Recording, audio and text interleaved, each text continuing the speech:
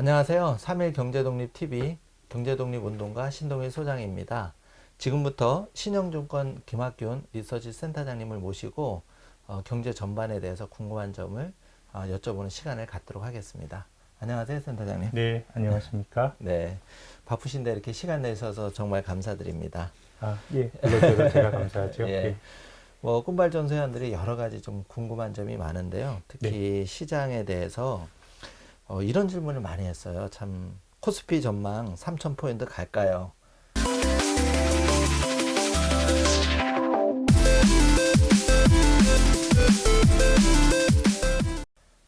가겠죠.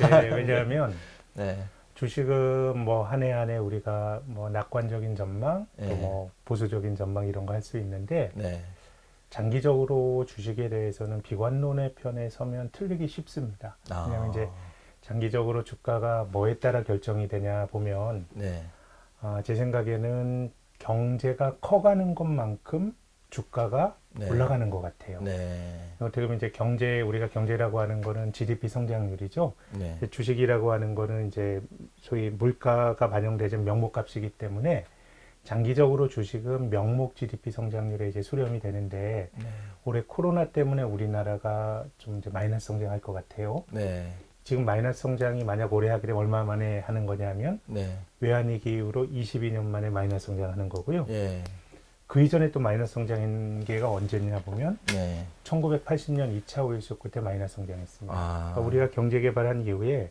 마이너스 성장은 세 번밖에 없어요. 아, 그러니까 경제는 어찌됐든 시간이 지나면 커가게 마련이고 네, 주식은 경제보다 훨씬 더 오를 때 많이 오르고 떨어질 때 더 많이 떨어져서 변동성은 크지만 네, 장기적으로 이제 경제 성장을 반영하는데 네, 앞서 말씀드린 것처럼 마이너스 성장은 우리가 인생 살면서 극심한 경기 침체기 너댓 번 경험할 때 마이너스 성장을 경험하는 거니까 결국은 뭐 3,000포인트라고 하는 게 언젠가인가가 문제지 결국은 가겠다 뭐 가는 것은 가겠다는 게 제 생각이고요. 네, 또 주가 지수라는 것 자체가 어떻게 보면 승자의 기록입니다. 어떤 의미냐면 아, 우리가 개별 종목 주식 투자를 하시다 보면 내가 산 주식이 상장 폐지될 수도 있고 그렇죠. 망할 수도 있잖아요. 네, 근데 주가 지수라고 하는 건 어떻게 보면 망한 기업은 끊임없이 배제시키고 멀쩡한 기업으로 이제 주가 지수가 만들어지게 되는 거거든요. 네, 그러다 보니까 주가 지수는 역사적으로 그 살아있는 승자의 기록이니까 경제는 성장하고 주가 지수는 그렇게 만들어지다 보니까 뭐 언젠가는 가겠죠. 다만 이제 성장률이 둔화가 되고 있고 이런 점을 감안하게 되면 제 생각에 뭐 1, 2년 내에 가겠느냐라 그러면 그렇지는 못할 것 같은데 뭐 길게 보면 가겠죠. 우리가 1000포인트 처음 간 게 1989년입니다. 네, 2000으로 간 게 2007년입니다. 네, 16년 걸렸죠. 네, 그러면 지금 2007년에서 지금까지 아직 3000을 못 가고 있으니까 13년 동안 못 가고 있는데 그래서 뭐 지금 전체적으로 성장률이 둔화되고 있기 때문에 올라가는 속도는 둔화가 되겠지만 뭐 언젠가는 가겠죠.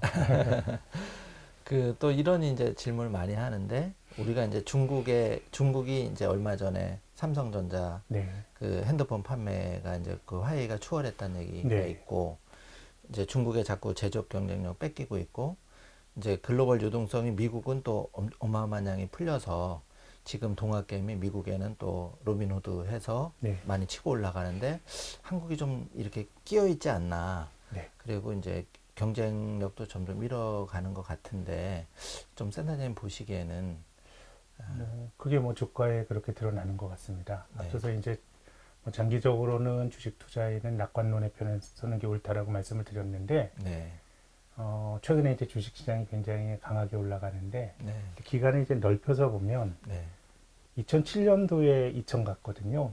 근데 13년 지나서 2300이라 그러면 연평균 상승률이 2%도 안 됩니다.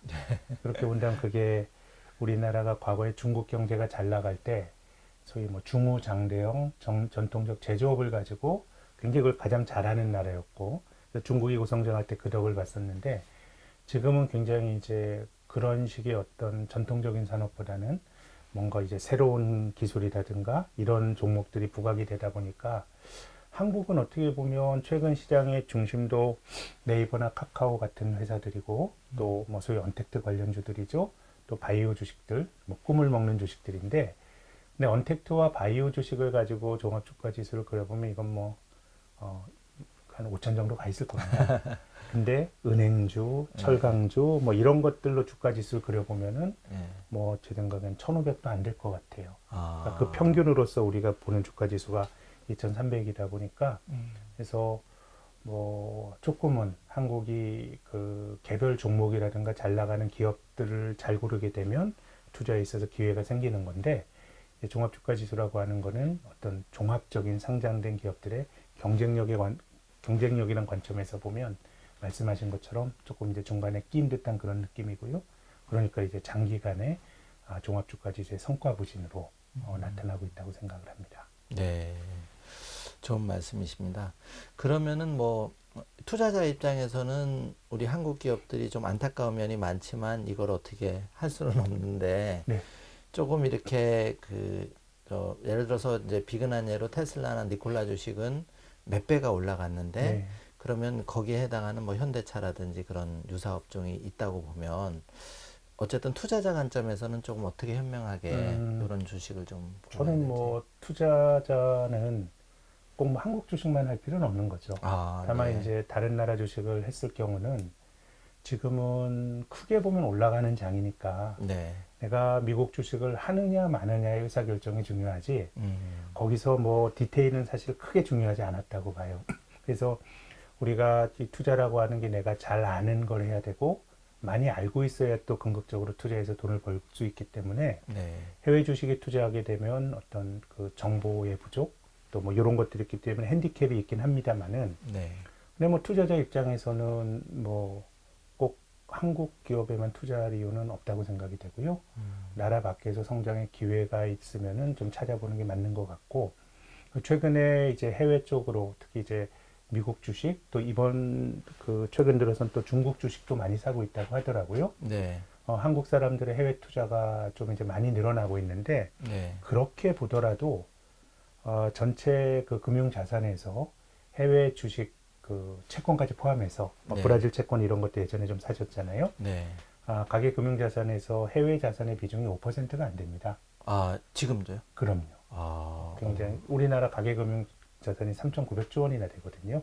그럼 굉장히 낮은. 굉장히 낮죠. 그래서 어느 나라나 홈바이어스가 존재합니다. 네네. 한국 사람은 한국 주식 많이 하고 캐나다 사람은 캐나다 주식 많이 하는 게 맞는데, 홈바이어스를 인정한다고 하더라도 아직은 한국은 다변화될 여지가 굉장히 이제 크고, 앞서 말씀드린 것처럼 뭐 장기적으로 이제 뭐 주가지수 3,000포인트 갈 거냐 못 갈 거냐면 저는 뭐 간다라고 생각하는데, 가는 경로가 과거처럼 뜀박질하면서 가지는 못하지 않을까라는 게 제가 갖고 있는 생각이고, 그럼 이제 나라 밖에서 기회를 찾는 게 좀 저는 맞다고 생각합니다. 자산 부분을 우리나라 증시가 전 세계 증시 시가총액 차지하는 비중이 2% 남짓밖에 안 되거든요. 네. 그럼 우리가 한국 사람이 그렇다고 한국 주식을 2%만 하는 건 아니죠. 네. 절반 이상 당연히 가져가야 되는 거지만 네. 조금 더 적극적으로 자산 배분을 할 필요가 있는데, 다만 걱정되는 거는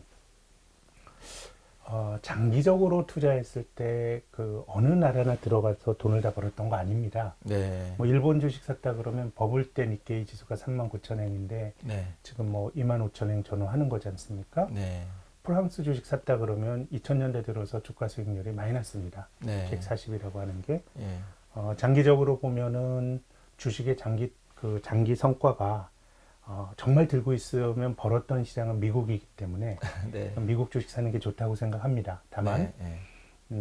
이제 미국이 2009년 이후로 지금 미국 증시 만들어지고 가장 긴 강세장이 진행이 되고 있고, 네. 제가 아주 장기적으로 보면 결국 미국 주식 사는 게 옳았다는데, 그 장기적인 어떤 타임 스팬이 어느 정도냐면 네. 지금 한 15년 들고 있으면 네. 미국은 보답을 해줬어요. 아. 근데 2000년도 IT 버블 때 고점을 미국이 넘어선 게 2013년이고요. 예. 최근 10년은 미국이 가장 좋았지만 2000년부터 2010년까지의 성과가 가장 나빴던 게 또 미국입니다. 네, 그렇기 때문에 뭐 이런 것들 좀 봐야 되겠지만, 투자라고 하는 건 제 생각에는 호흡을 길게 가져가면 가져갈수록 저는 유리하다고 생각해요. 그래서 내 돈 가지고 해야 되는 거고, 뭐 언제든지 조정은 나올 수 있거든요. 네. 근데 뭐 조정이 한편은 기회이기도 하고 네. 조정이라 그래서 내 손실이 확정되는 거 아니잖아요. 내가 팔아야 그렇죠. 손실이 확정되는 거고 네. 들고 있으면은 결국 그 어려운 기간을 버티면은 우리가 3월 코로나 급락 때도 경험했던 것처럼 회복이 될 개연성이 큰데 근데 장기간 들고 있어서 됐던 시장은 이제 미국이니까 이게 제 생각에는 우리가 미국 자산에 대해서 조금 더 고민도 하고 깊게 스터디를 할 필요가 있는 것 같아요. 근데 미국이 왜 잘 되는가 생각을 해보면 네. 제 생각에는 뭐 혁신이나 기술의 힘, 교육의 힘 뭐 이런 것도 있고 또 주식시장 내부적으로 보면 굉장히 주주 환원이 과도할 정도로 많은 것 같아요. 아. 그러니까 자본주의가 네. 일본이나 독일처럼 은행 중심으로 돌아가는 그런 이제 자본주의가 있고요. 네. 영국과 미국처럼 금융시장, 자본시장 중심으로 돌아가는 자본주의가 있는데 미국은 뭐 기업들이 벌어들인 것보다 더 많은 돈을 배당이나 자사주 그 매입으로 주주 환원에 쓰고 네, 있기 네. 때문에 제 생각에는 길게 보면 미국 주식 투자한 분들의 경우도 한 1, 2년, 2, 3년 내에 또 어려운 상황이 오지 않을까 생각하는데 네. 이제 길게 보면 우리가 투자하는데 리스크가 없을 수 없고 또 조정 없이 또 장기간 투자를 할 수는 없는 거기 때문에 그래서 길게 보면 저는 미국 주식에 대한 좀 익스포저도 늘리고 거기에 대한 공부와 지식을 좀 많이 쌓을 필요가 있다고 생각합니다. 아, 예, 좋은 말씀이십니다. 저는 이제 인상 깊었던 말씀이 15년이면 보상을 해준다는데 사실 투자자 입장에서 너무 네. 뭐 1, 2년은 사실 못하는 경우가 많고 단타 네. 투자를 많이 흐르는데 그렇다면 이제 앞으로도 조금 미국 시장이 현 기준으로 얼마 정도 되면 좀 보상을 해줄까? 근데 좀 너무 많이 오른 것 같아요. 아, 제 지금은? 생각엔 네. 이게 뭐 아주 엄밀한 그 분석의 결과는 아니고요. 우리가 지난 3월 달에 코로나로 주식이 떨어졌을 때 1,400포인트까지 떨어졌었죠. 그게 주가가 14년 전을 후퇴한 겁니다. 그럼 아주 복잡한 분석에 앞서서 뭐 그때 무슨 분석이 필요했겠어요. 다 앞에 안 보이는 건데 네. 뭐 많이 떨어졌으니까 내가 떨어지면 더 산다라고 생각하고 들어가면 이길 수 있는 그런데 용기를 낸 사람들이 저는 돈을 벌었다고 생각하는데 미국의 경우는 지금 상당히 많이 주가가 또 올랐고 지금 또 2009년부터 올랐으니까요. 그리고 조금 주식시장이 약간은 좀 쏠림이 걱정되는 것이 미국도 팡과 마이크로소프트와 같은 이런 어떤 신기술주들이 이제 시장을 이끌고 있는데 한국도 뭐 네이버 카카오 올라가는 게 비슷한 맥락인데 지금 그런 류의 신기술주들이 올라가는 게 주식시장은 늘 당대의 성장주에 열광합니다. 20년 전에 닷컴이 그랬고요. 또 10년 전에는 그 10년 전의 성장주는 조선철강이었죠. 중국이 고성장하면서. 네. 그래서 당대의 성장주가 있기는 한데 지금처럼 일부 성장 섹터 말고 다른 섹터가 별 볼 일 없어졌던 때도 없었어요. 아. 그러니까 지금 한국도 일부 그 성장 산업을 제외하면 다 결점이 있어 보이거든요. 네. 근데 글로벌 전체적으로 봐도 그런 고민들이 있는 것 같아요. 예. 그러니까 잘 가는 종목 쪽으로 유동성이 이제 쏠리게 되면서 그쪽으로 과한 쏠림들이 좀 나타나는 것 같고 그래서 미국의 이 팡이라고 하는 뭐 페이스북, 아마존, 또 애플, 구글, 또 넷플릭스, 여기 마이크로소프트까지 합친 이 6개 종목이 나스닥 시가총액의 지금 41%까지 예. 높아졌어요. 네. 그래서 뭐 이런 기업들이 굉장히 저는 위대한 기업인 거 맞다고 생각을 하는데 예. 근데 주식 투자하면서 참 어려운 것이 예. 우리는 좋은 기업을 사는 게 아니라 좋은 기업을 적당한 가격을 주고 사는 게 투자거든요. 예. 아무리 좋은 기업이라도 비싸게 주고 사면은 이건 좋은 투자가 아닌데 그렇죠. 지금은 이런 기업들에 대해서는 사실은 뭐 저도 모른다가 답이라고 생각해요. 제가 이것이 버블이다 이런 말씀드리고 싶은 건 아닌데 상당히 계산이 안 되는 지경까지 온 거 아닌가? 네. 라는 게 제가 가지고 있는 생각입니다. 그래서 예. 뭐 조금 이제 우리가 투자할 때 어느 정도 완곡을 조절을 해야 될 그런 국면이 있는데 지금 주가가 많이 올랐기 때문에 장기적으로 미국 자산에 대한 어떤 그 포션을 넓혀야 된다고 생각은 하는데 예. 주가가 많이 올랐기 때문에 지금은 조금 엄격한 기준을 갖고 예. 한번 종목이라든가 시장을 전 읽어야 되는 국면이라고 봅니다. 그러면 이제 센터님 보시기에는 3,000원 반드시 갈 거다. 네. 다만 요런 조건과 요런 상황에 되면 네. 이제 그렇게 될 수 있다는 말씀이시네요. 네. 예, 예. 이제 다음 또 제가 궁금한 게 그 네이버나 카카오가 굉장히 이제 네. 약진을 해서 네. 시총 뭐 이렇게 3, 4위까지 막 치고 올라왔는데 여기는 좀 전망이 앞으로는 어떻게 될까요? 그동안 이제 못 들어가신 분들도 계시고 뭐 앞으로 또 더 갈 건지. 음, 얼마 전에 미국에서 네. 지금 한 15년 들고 있으면 네. 미국은 보답을 해줬어요. 아. 근데 2000년도 IT 버블 때 고점을 미국이 넘어선 게 2013년이고요. 예. 최근 10년은 미국이 가장 좋았지만 2000년부터 2010년까지의 성과가 가장 나빴던 게 또 미국입니다. 아. 예, 그렇기 때문에 뭐 이런 것들 좀 봐야 되겠지만 투자라고 하는 건 제 생각에는 호흡을 길게 가져가면 가져갈수록 저는 유리하다고 생각해요. 그래서 내 돈 가지고 해야 되는 거고 뭐 언제든지 조정은 나올 수 있거든요. 네. 근데 뭐 조정이 한편은 기회이기도 하고 네. 조정이라 그래서 내 손실이 확정되는 거 아니잖아요. 내가 팔아야 그렇죠. 손실이 확정되는 거고 네. 들고 있으면은 결국 그 어려운 기간을 버티면은 우리가 3월 코로나 급락 때도 경험했던 것처럼 회복이 될 개연성이 큰데 근데 장기간 들고 있어서 됐던 시장은 이제 미국이니까 이게 제 생각에는 우리가 미국 자산에 대해서 조금 더 고민도 하고 깊게 스터디를 할 필요가 있는 것 같아요. 근데 미국이 왜 잘 되는가 생각을 해보면 네. 제 생각에는 뭐 혁신이나 기술의 힘, 교육의 힘 뭐 이런 것도 있고 또 주식시장 내부적으로 보면 굉장히 주주 환원이 과도할 정도로 많은 것 같아요. 아. 그러니까 자본주의가 네. 일본이나 독일처럼 은행 중심으로 돌아가는 그런 이제 자본주의가 있고요. 네.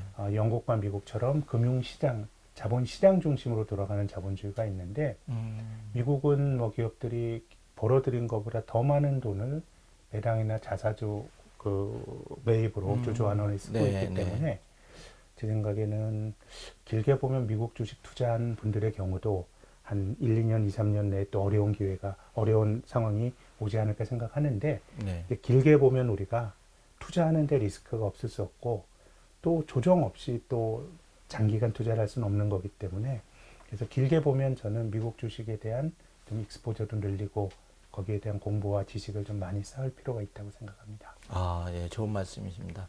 저는 이제 인상 깊었던 말씀이 15년이면 보상을 해준다는데 사실 투자자 입장에서 너무 네. 뭐 1, 2년은 사실 못하는 경우가 많고 단타 네. 투자를 많이 흐르는데 그렇다면 이제 앞으로도 조금 미국 시장이 현 기준으로 얼마 정도 되면 좀 보상을 해줄까? 근데 좀 너무 많이 오른 것 같아요. 아, 제 지금은? 생각엔 네. 이게 뭐 아주 엄밀한 그 분석의 결과는 아니고요. 우리가 지난 3월 달에 코로나로 주식이 떨어졌을 때 1,400포인트까지 떨어졌었죠. 그게 주가가 14년 전으로 후퇴한 겁니다. 그럼 아주 복잡한 분석에 앞서서 뭐 그때 무슨 분석이 필요했겠어요. 다 앞이 안 보이는 건데 네. 뭐 많이 떨어졌으니까 내가 떨어지면 더 산다라고 생각하고 들어가면 이길 수 있는 그런데 용기를 낸 사람들이 저는 돈을 벌었다고 생각하는데 미국의 경우는 지금 상당히 많이 주가가 또 올랐고 지금 또 2009년부터 올랐으니까요.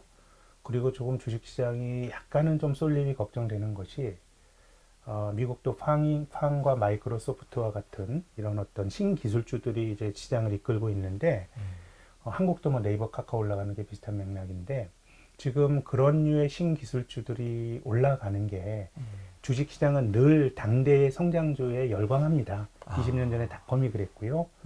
또 10년 전에는 그 10년 전의 성장주는 조선철강이었죠. 중국이 고성장하면서. 네.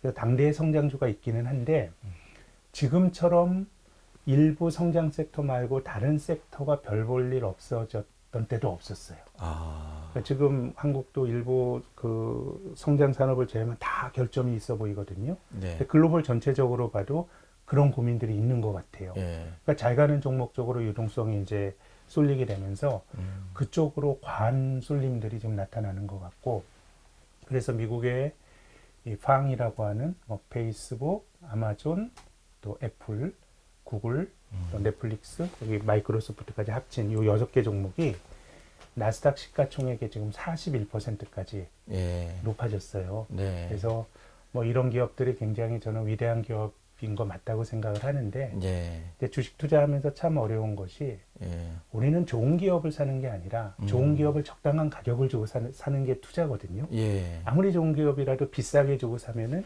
좋은 투자가 아닌데 그렇죠. 지금은 이런 기업들에 대해서는 사실은 뭐 저도 모른다가 답이라고 생각해요. 제가 이것이 버블이다 이런 말씀드리고 싶은 건 아닌데 상당히 계산이 안 되는 지경까지 온 거 아닌가라는 네. 게 제가 가지고 있는 생각입니다. 그래서 예. 뭐 조금 이제 우리가 투자할 때 어느 정도 완곡을 조절을 해야 될 그런 국면이 있는데 지금 주가가 많이 올랐기 때문에 장기적으로 미국 자산에 대한 어떤 그 포션을 넓혀야 된다고 생각은 하는데 예. 주가가 많이 올랐기 때문에 지금은 조금 엄격한 기준을 갖고 예. 한번 종목이라든가 시장을 전 읽어야 되는 국면이라고 봅니다.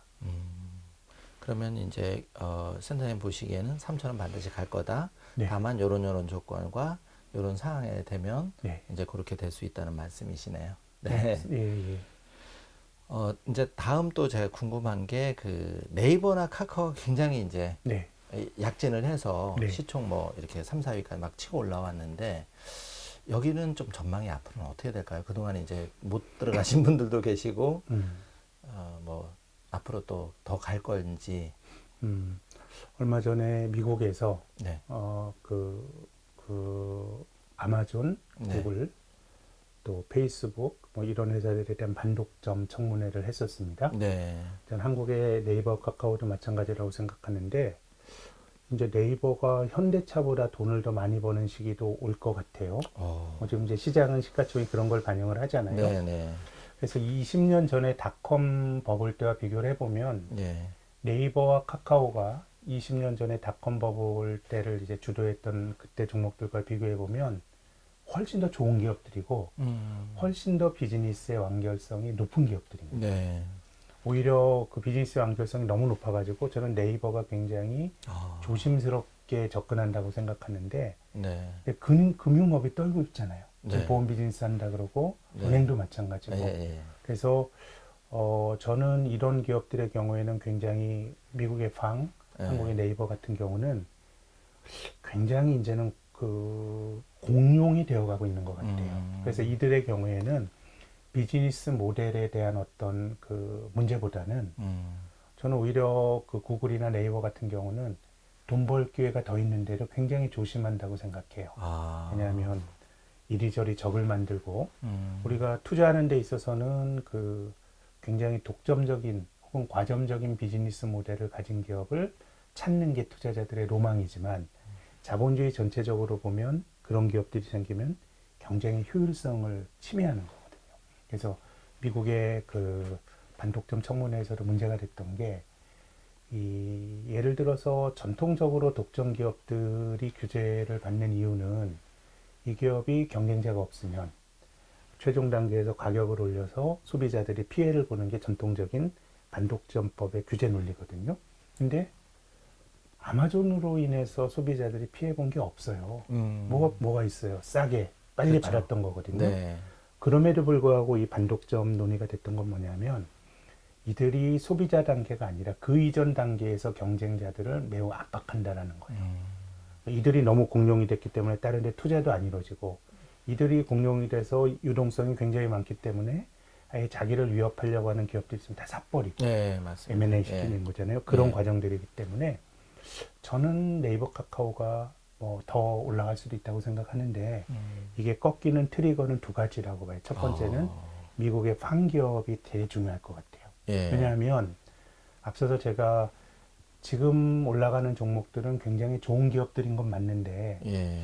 가격이 좋은 거냐에 대해서는 되게 논란의 여지가 있다고 말씀드렸잖아요. 네. 이런 기업들은 PER이 지금 40배, 50배 하잖아요. 네. 그럼 이건 뭘로 봐도 비싼 겁니다. 네.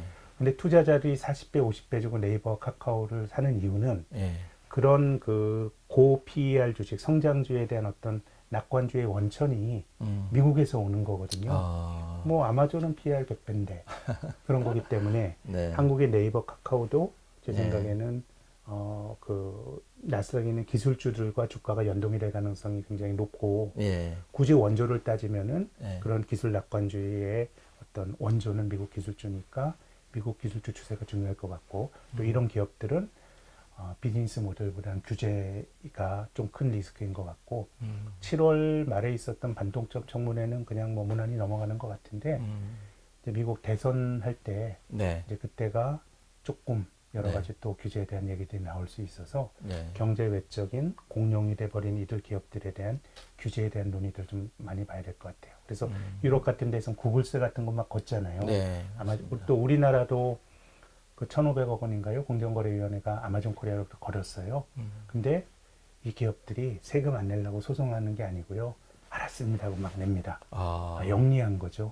오히려 영리한 그냥 빨리 내고. 네. 예. 왜냐하면 지금 이들은 공룡이고 별로 경쟁자도 없어요.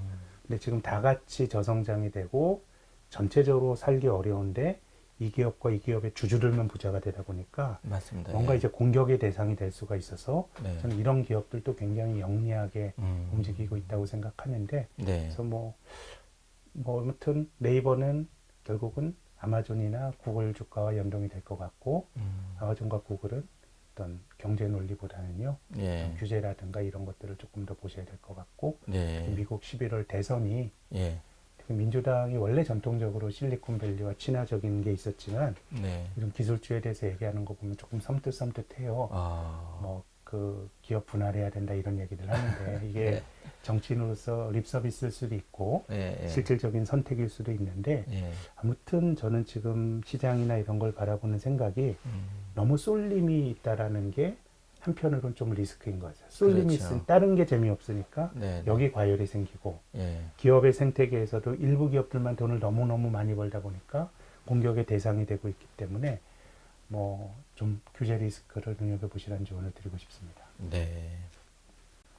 지금 이제 아시아나 뭐 인수하냐 이런 게 굉장히 이제 말이 많은데, 한간에서도 이런 얘기를 하는 사람이 있거든요. 이제 우리나라 대기업도 뭐 그 한 3분의 1 내지는 뭐 이런 기업들이 대출 이자도 못 받는 그런 네, 기업이 네. 많다. 그렇게 따지면 경기가 어려워지면 이제 이렇게 국유화 기업이 늘어나고 그만큼 우리가 이제 국민연금이나 돈 쓸 일은 정말 많이 있는데 점점 갈수록 어려워지지 않느냐.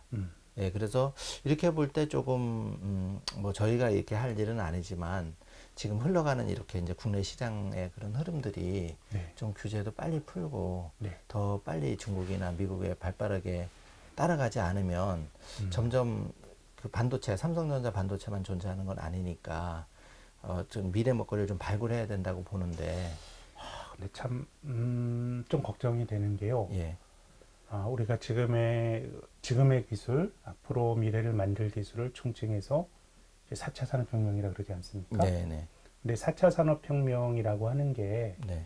새로운 기술이 아니에요. 새로운 기술의 개발이 아닙니다. 네. 새로운 기술은 우리가 PC라든가 인터넷이라든가 20세기 후반에 만들어진 거고 네. 지금의 그 4차 산업혁명을 제 나름의 개념 정리를 하면 세상에 있는 많은 데이터들을 우리가 집계해서 네. 집계하는 거는 이 휴대폰이라든가 많은 센서를 통해서 취합을 해서 네. 클라우드에 모으고 요 데이터를 해석하는 게 빅데이터잖아요. 네. 이런 일련의 과정들입니다. 네. 이것이 새로운 기술이 아니고요. 네. 기존의 기술들을 잘 조합하는 거거든요. 예.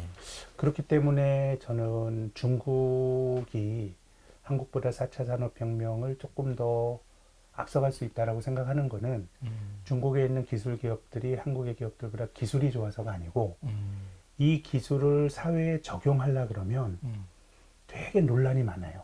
제 생각에 규제라기보다 이해 관계자들 간의 충돌이 많은 것 같아요. 그리고 네. 한국의 타다. 예. 타다 이거 되게 택시 힘들잖아요. 기사분하고, 예. 예. 그리고 4차 산업혁명이라는 게 앞서 말씀드린 것처럼 새로운 기술의 개발이라기보다 기존 기술의 조합이다 보니까 네.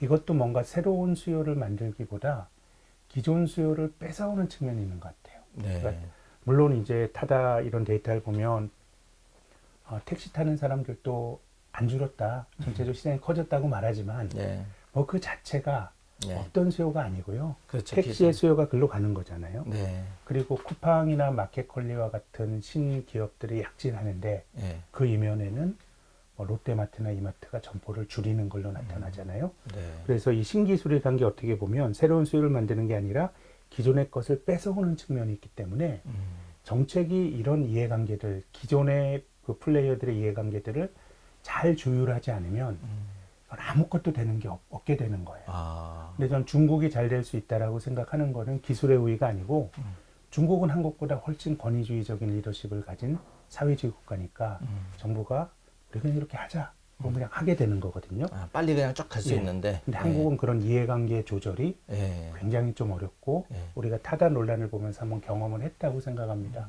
그래서 어떤 정책적인 이해관계의 어떤 조정의 기능이 중요한데 제 생각에 지금의 어떤 규제가 관료들에 의해서 있어지는 측면보다는 기존에 먼저 산업에 선점했던 그런 사람들의 이해관계가 기득권의 어떻게 보면 이해가. 기득권이라고 볼 수 네. 있죠. 그런 이해관계가 신산업에 정착하는데 저는 한국 경제에는 내재된 리스크라고 생각합니다. 그럼 투자자 입장에서는 그런 걸 좀 감안해서 네. 약간은 그 좀 옥석을 가릴 필요가 있고. 네, 그런 거는 네. 다른 나라가 저는 성장주들은 조금 투자의 기회가 더 많은 거 아닌가 그런 생각 드네요. 한국은 네이버, 카카오 굉장히 훌륭한 주식이라고 생각하는데 네. 우리가 성장주라고 하는 그 어떤 그 바운더리를 보면 네. 우리는 핵심에 있는 몇 개 정도를 제외하면은 네. 오히려 다른 쪽에서 좀 기회를 보는 게 예. 좀 투자자 입장에서는 예. 조금 더 선택의 옵션이 좀 넓어질 수 있을 거라고 생각합니다. 네, 좋은 말씀이십니다. 그러니까 아시아나가 사실은 국적이고 예를 들어서 그렇게 굉장히 우리나라 기업이니까 좀 투자자 입장에서는 하고 싶은 마음도 있긴 하지만 이제 뭐 항공산업이 그런 여타 이유로 해서 코로나 사태로 수요도 많이 급감을 했고 이마저도 인수가 안 되고 잘 이렇게 된다면 선생님 말씀하신 대로 조금 그렇게 발빠르게 갈 수 있는 산업 그렇죠. 쪽에. 예, 뭐 제 생각에는 지금 전 세계가 이 좀 국가의 권한이 커지는 쪽으로 가는 것 같아요. 큰 정보로 좀. 이미 네. 코로나 이전부터 네. 그 IMF 국제통화기금 이런 데서 네. 이제 이런 권고를 많이 했어요. 좀 정부가 돈을 좀 써야 된다. 이제 이런 IMF가 이런 권고를 하게 된 그 배경은 2008년도 리먼 파산 이후로 저금리 기조가 유지가 됐죠. 경험해보지 못했던 돈이 많이 네, 풀리고. 근데 금리라고 하는 거는 돈이 가는 방향을 결정해 주는 게 아니고요. 돈이 움직이는 기본적인 그 조건을 만들어 주는 겁니다. 자금 조달 코스트가 적으니까 경제 주체들이 알아서 해. 네. 라는 그런 환경을 중앙은행이 만들어 줬는데 예. 그 돈이 실물 경제로 간 게 아니고 네. 다 뭐 자산시장, 부동산과 주식으로 간 거죠. 네. 미국 같은 경우는 주식이 많이 올랐고 한국은 주식보다 부동산이 많이 올랐고 영국 같은 나라도 주식보다 부동산이 많이 올랐고 포괄적으로 실물 경제와 어떤 자산시장 간의 어떤 괴리가 커지다 보니까 예. IMF가 재정 지출을 강조하는 것도 네. 뭐 정부가 시장보다 민간보다 더 현명하고 이게 아니고 네. 정부는 원하는 목적에 돈을 쓸 수 있는 겁니다. 네. 저금리라고 하는 건 알아서 해라는 건데 음. 알아서 했더니 자산시장으로만 유동성이 간 거잖아요. 네, 그렇죠. 그렇기 때문에 이제 정부의 역할을 강조하는 움직임이 있었는데 네. 코로나가 생기면서 그런 흐름이 더 가속화된 거거든요. 네. 그래서 많은 나라가 큰 정부의 시대로 가고 있기 때문에 특히 코로나라고 하는 게 천재지변이기 때문에 큰 기업들의 경우에는 뭐 정부가 한국뿐만 아니라 뭐 심지어 트럼프 대통령은 미국의 쉐일 업체를 또 국유화시키겠다고 얘기를 했고 유럽은 뭐 항공사를 국유화시키는 작업들이 진행이 되고 있으니까 제 생각에 큰 기업들의 경우에는 대마불사 세상인 것 같아요. 정부의 힘이라든가 한국은 또 국제 금융기관이 있으니까 그런 쪽으로 일단은 좀 파산을 막는 쪽으로 갈 것 같고요. 이제 좀 걱정이 되는 거는 앞서 말씀하신 것처럼 소장님 말씀하신 것처럼 한국의 상장 제조업체 중에서 이 저금리 하에서도 영업이익으로 이자를 못 내는 게 3분의 1이나 됩니다. 그러니까 이게 구조조정이 안 되는 거예요. 예. 왜냐하면 금리가 낮은데 어떻게 구조조정이 되겠어요? 금리가 높아야 어느 정도 보돈하고, 있어야 되는 거예요. 금리가 낮으니까 예. 물론 한계 기업들이 있습니다만은 기업들이 망하기도 힘든 구조가 이미 지난 10년 동안 이제 온 겁니다. 네. 그러니까 앞서 말씀드린 것처럼 제가 뭐 일부 종목으로 쏠림이 있는 게 지뢰밭이에요. 한 3분의 1 지뢰밭이고 네. 뭐 부도 리스크는 없더라도 나머지도 뭐 결점이 많아 보이니까 네. 그러니까 이제 이런 식의 경우에는 그 특정한 성장에 대한 기대가 투영이 되는 게 네. 과하게 올라가고 한없이 올라갈 수는 없거든요. 네. 그렇기 때문에 뭐 다른 측면을 생각하면 그러니까 성장 기대가 있는 게 버블이 더 커질 수 있는 거 아니야? 이런 주장도 맞고요. 네. 또 다른 측면에서는 그 밸류보다 많이 높아질 수 있으니까 조심하자는 건 저의 생각인데 그 두 가지 사이에서 잘 균형을 잡으셔야 된다고 생각합니다. 아, 네, 좋은 말씀이십니다. 그 센터님 정말 제가 이렇게 우리 센터님 존경하는 게 굉장히 그 기업 분석이나 이런 거를 정말 이렇게 제대로 하시고 시장 예측을 하신다고 저는 생각을 했고, 예, 이제 그 센터장님하고 인연이 오래됐지만 보면은 정말 신뢰가 가게 이렇게 전망도 하시고 또 모르는 건 모르신다 이렇게 솔직히 말씀을 해주시는데, 투자자 입장에서 제일 궁금한 게 지금 삼성전자 주식을 많이 사긴 하는데 네. 그러면 최소한의 기업 분석이나 뭐 이런 걸 좀 하고 해야 된다고 생각을 하는데, 어떻게 이제 그 오래 여기 계셨으니까 네. 그런 우량한 기업 네. 분석을 하고 어떻게 피킹한 개인 투자자가 할 수 제 있을까요? 생각에는 최소한의 기업 분석이 필요한 게 아니라 최대한의 기업 분석을 할 필요가 아, 있죠. 최대한. 왜냐하면 투자라고 하는 거는 내가 잘 알아야 되거든요. 네, 예. 또 투자라는 것의 본질은 네, 싸게 사서 비싸게 팔아는 게 투자의 본질이에요. 네. 그러면 싸다라고 하는 건 뭔가요? 인기가 없는 거잖아요. 그렇죠, 예. 싼 주식을 사는 행위는 어떻게 보면 나는 대중이 모르는 어떤 그 기업을 아는 통찰이 있는 거예요. 네, 그러니까 싼 주식을, 인기 없는 주식을 산다라고 하는 건 제 생각에는 그렇기 때문에 그 기업에 대한 더 깊은 이해가 필요하고 이런 건데, 그래도 삼성전자가 조금 나을 수 있는 거는 네. 이거는 많이 알려져 있고 역사 속에서 검증이 된 거죠. 네. 삼성전자의 반도체 사업의 이익을 어떻게 예상하겠어요? 애널리스트들 다 틀리고, 그렇죠. 뭐 삼성그룹 오너인들 알겠습니까? 모르는 네. 거예요. 네. 그렇지만은 여러 가지 사이클이 있는 과정에서 네. 이걸 잘 헤쳐온 기업이 삼성전자이기 때문에요. 우리가 그 투자의 그 가치 투자자들의 어떻게 보면 스승이라고 할 수 있는 벤자민 그레이엄 이런 네. 사람은 미래 가치를 많이 가중치를 두지 않아요. 네. 어떻게 보면 주식은 미래를 보는 건데, 네. 그러면 과거를 보는 게 어떤 의미가 있냐 생각할 수 있겠지만, 네. 미래라고 하는 건 흘러온 역사의 그 연장선상이에요. 똑같진 않겠지만 네. 과거의 어려움을 잘 해온 기업은 미래에도 잘 해낼 가능성이 높다고 보는 거죠. 네. 또 우리가 또 여러 가지로 전망을 한다고 하지만 네. 맞긴 힘들어요. 뒤에서 말씀드리겠지만 전망은 꼭 해야 되는데 네. 그 전망이 늘 맞는 건 아니에요. 네. 그렇게 본다 그러면 저는 투자를 한다라고 하는 거는 그 기업의 동업자가 되는 거예요. 그래야 돈을 제대로 벌 수가 있어요. 네. 어떤 주식이 막 올라가는데 바닥에서 20% 올라갔다. 아, 네.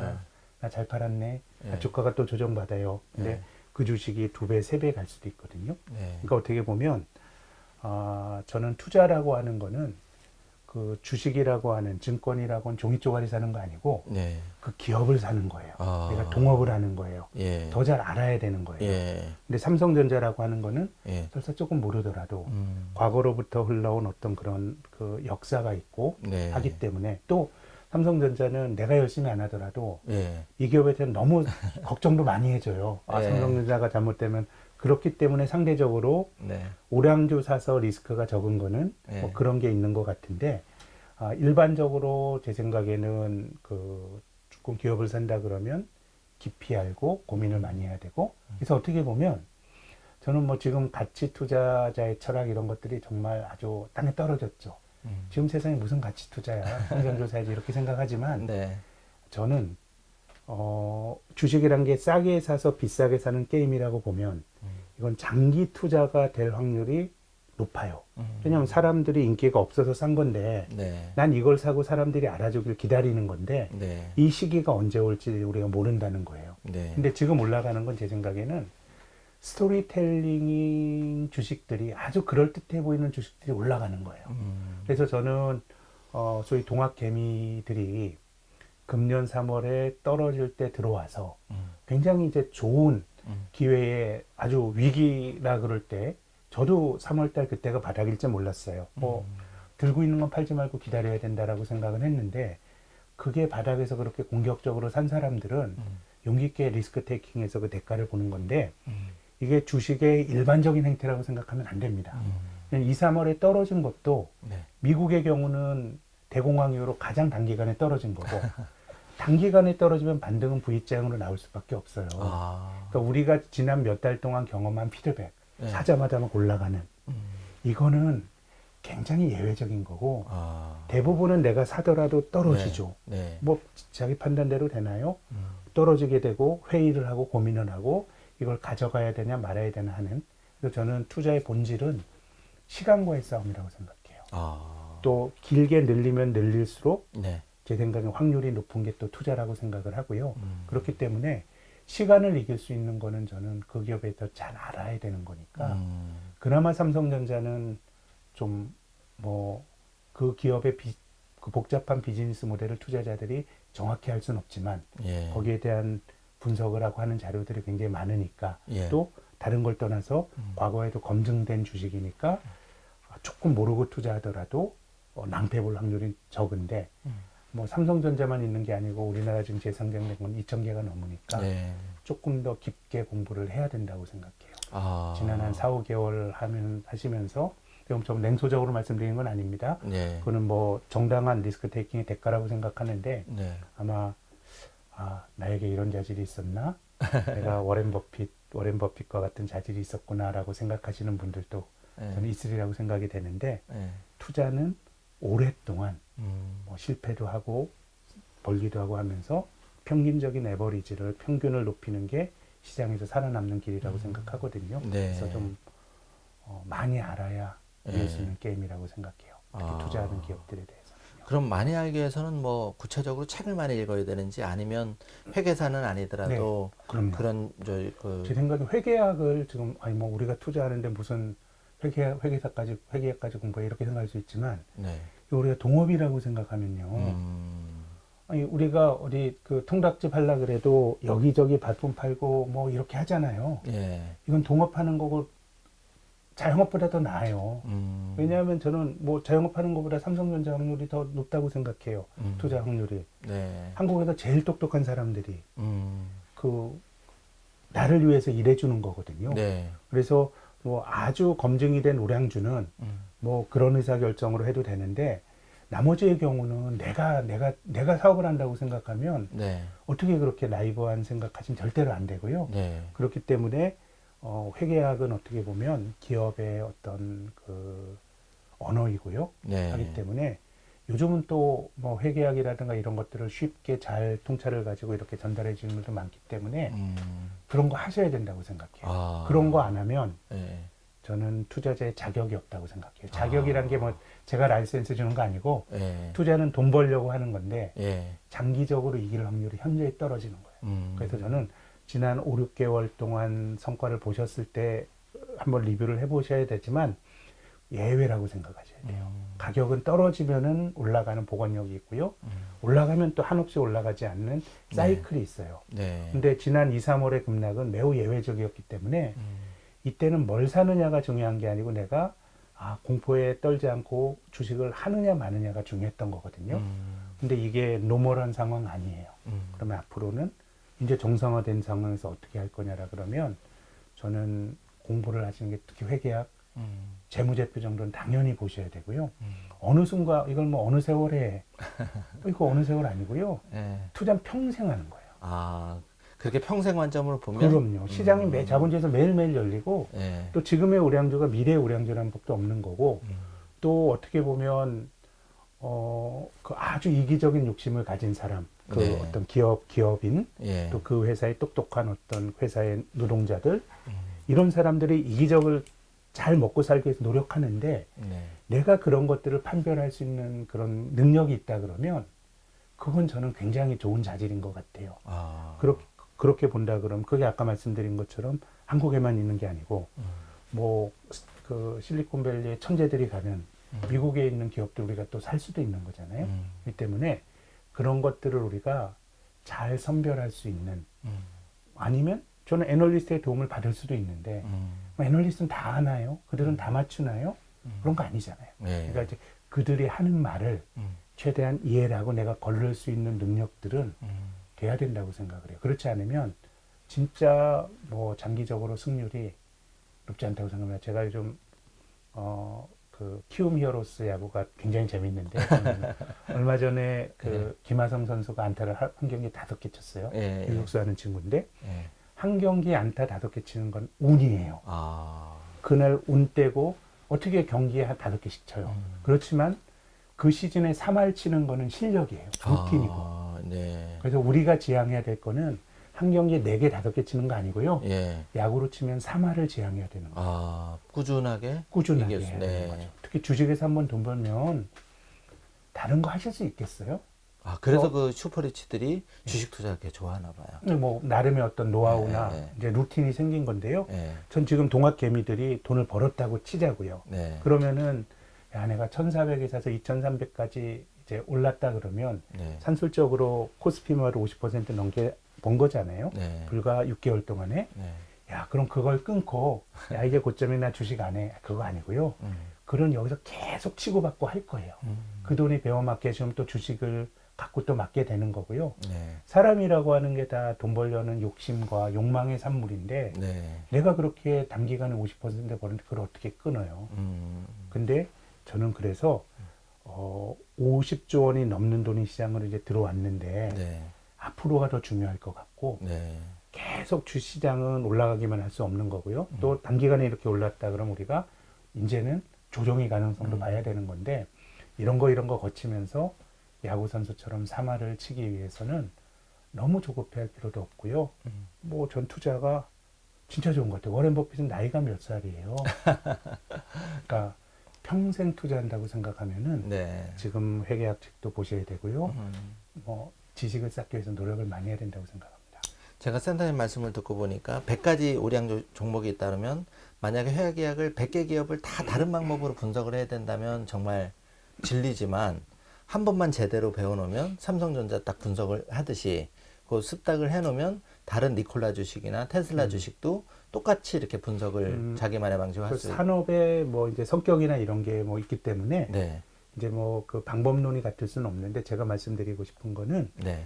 그 모든 걸 하는 데 있어서 기초 중에 기초가 기업의 재무제표에 나오는 네. 재무제표에 대한 이해이기 때문에 일단 이걸 안 하고 주식 투자를 한다라고 하는 거는 네. 저는 뭐 이게 뭐 우리가 똑똑해 보이기 위해서 투자하는 건 아니고요. 예. 돈 벌기 위해서 하는 거잖아요. 네. 그러니까 3할을 못 쳐요. 음. 한 경기에 4개, 5개를 칠 수도 있다니까요. 운이 좋으면. 예. 근데 그 사람이 시즌에 3할을 치고 평생 3할 치는 건 다른 차원의 문제예요. 네. 예, 우리는 투자는 계속 열리고 자본주의에서 나의 루틴과 나의 실력을 쌓는 게 좀 중요하다라고 생각해요. 또 그 야구의 밑에서 말씀드리면 또 뭘 또 너무 하려고 할 필요도 없다고 생각해요. 아. 안 하는 것도 투자죠.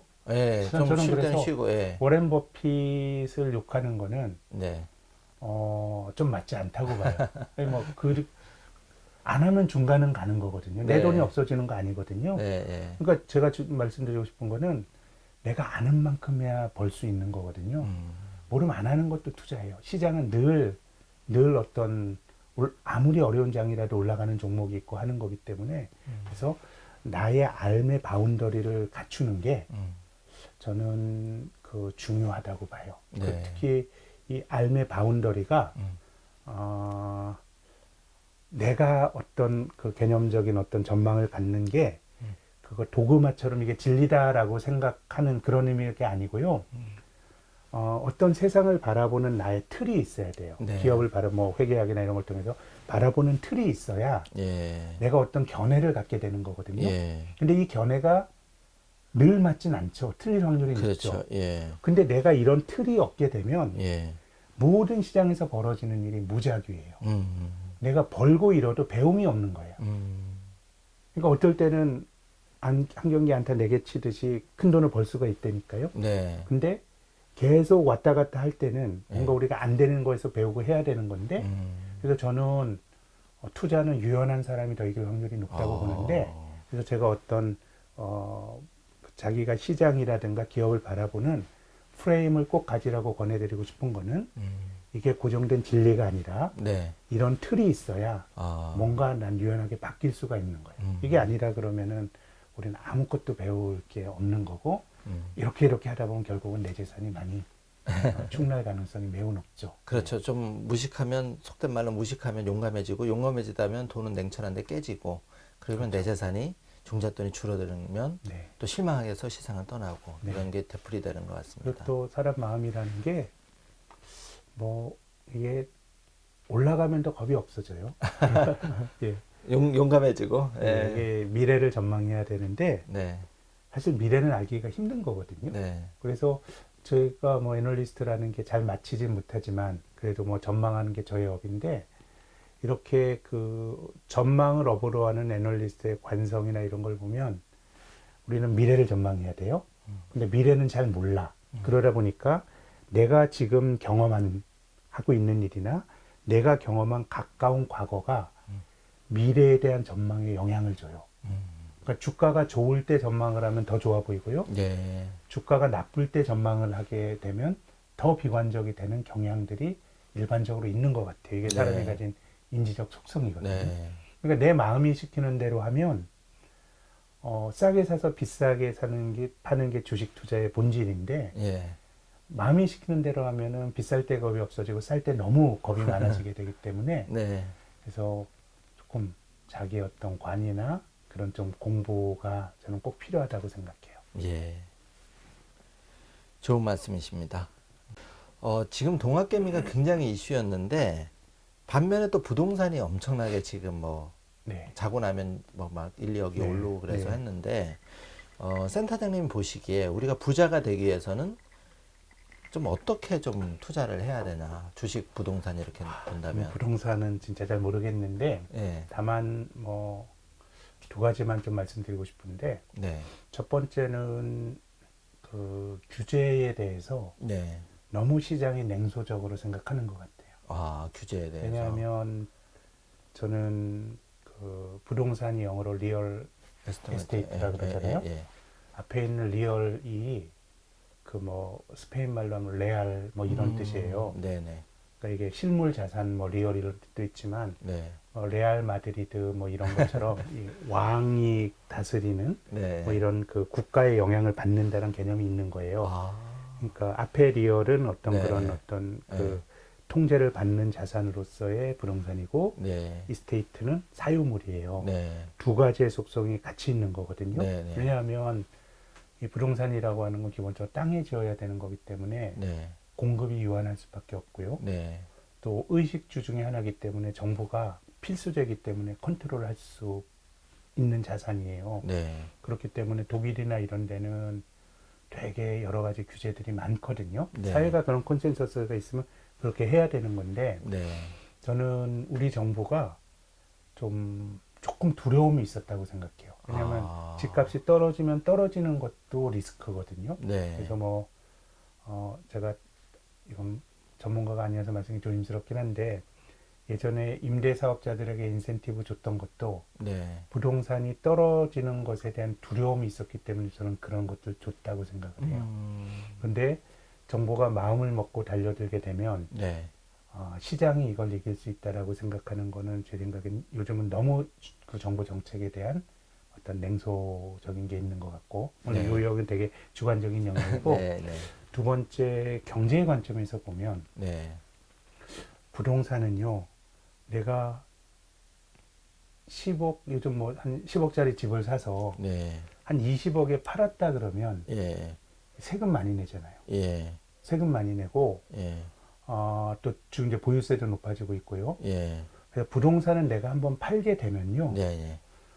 동일한 조건의 집으로 갈 수가 없어요. 아. 세금 다 내고 어떻게 가게 돼요? 그렇죠. 그럼 이제 그만큼 줄어드니까. 그 다른 쪽으로 가야 돼요. 예. 그래서 만약에 저는 은퇴하고 네. 네. 이런 분들이 조금 더 뭐 교회나 이런 게 가시는 분들은 주택을 파는 게 좀 매우 해피하게 그런 세를 좀 낼 수 있는데 일반적으로 자산의 증식이라든가 이렇게 생각을 하면 이게 순수한 투자재가 아니라 내가 사는 거거든요. 그래서 주거는 뭐 사람이 형편이 나빠지게 되거나 뭐 좀 뭐 인생의 그 주거는 늘 바꿔지긴 하지만은 내가 여유가 있는 한에서는 주거 환경이 나쁜 데로 가기가 되게 힘들어요. 근데 내가 파는 순간 동일한 주거 환경이 유지가 안 되는 거거든요. 네. 그러면 좀 부동산을 통해서 그럼 돈을 번다라고 하는 거는 늘 내 평가이익으로만 남게 되는 것 같아요. 내 자산의 평가이익으로 남는 거지 네. 그것이 뭔가 현실화시켜서 돈 쓰기가 힘든 그런 거기 때문에 조금 뭐 부동산 쪽에 너무 특히 이제 정부의 규제나 이런 걸 생각한다 그러면 네.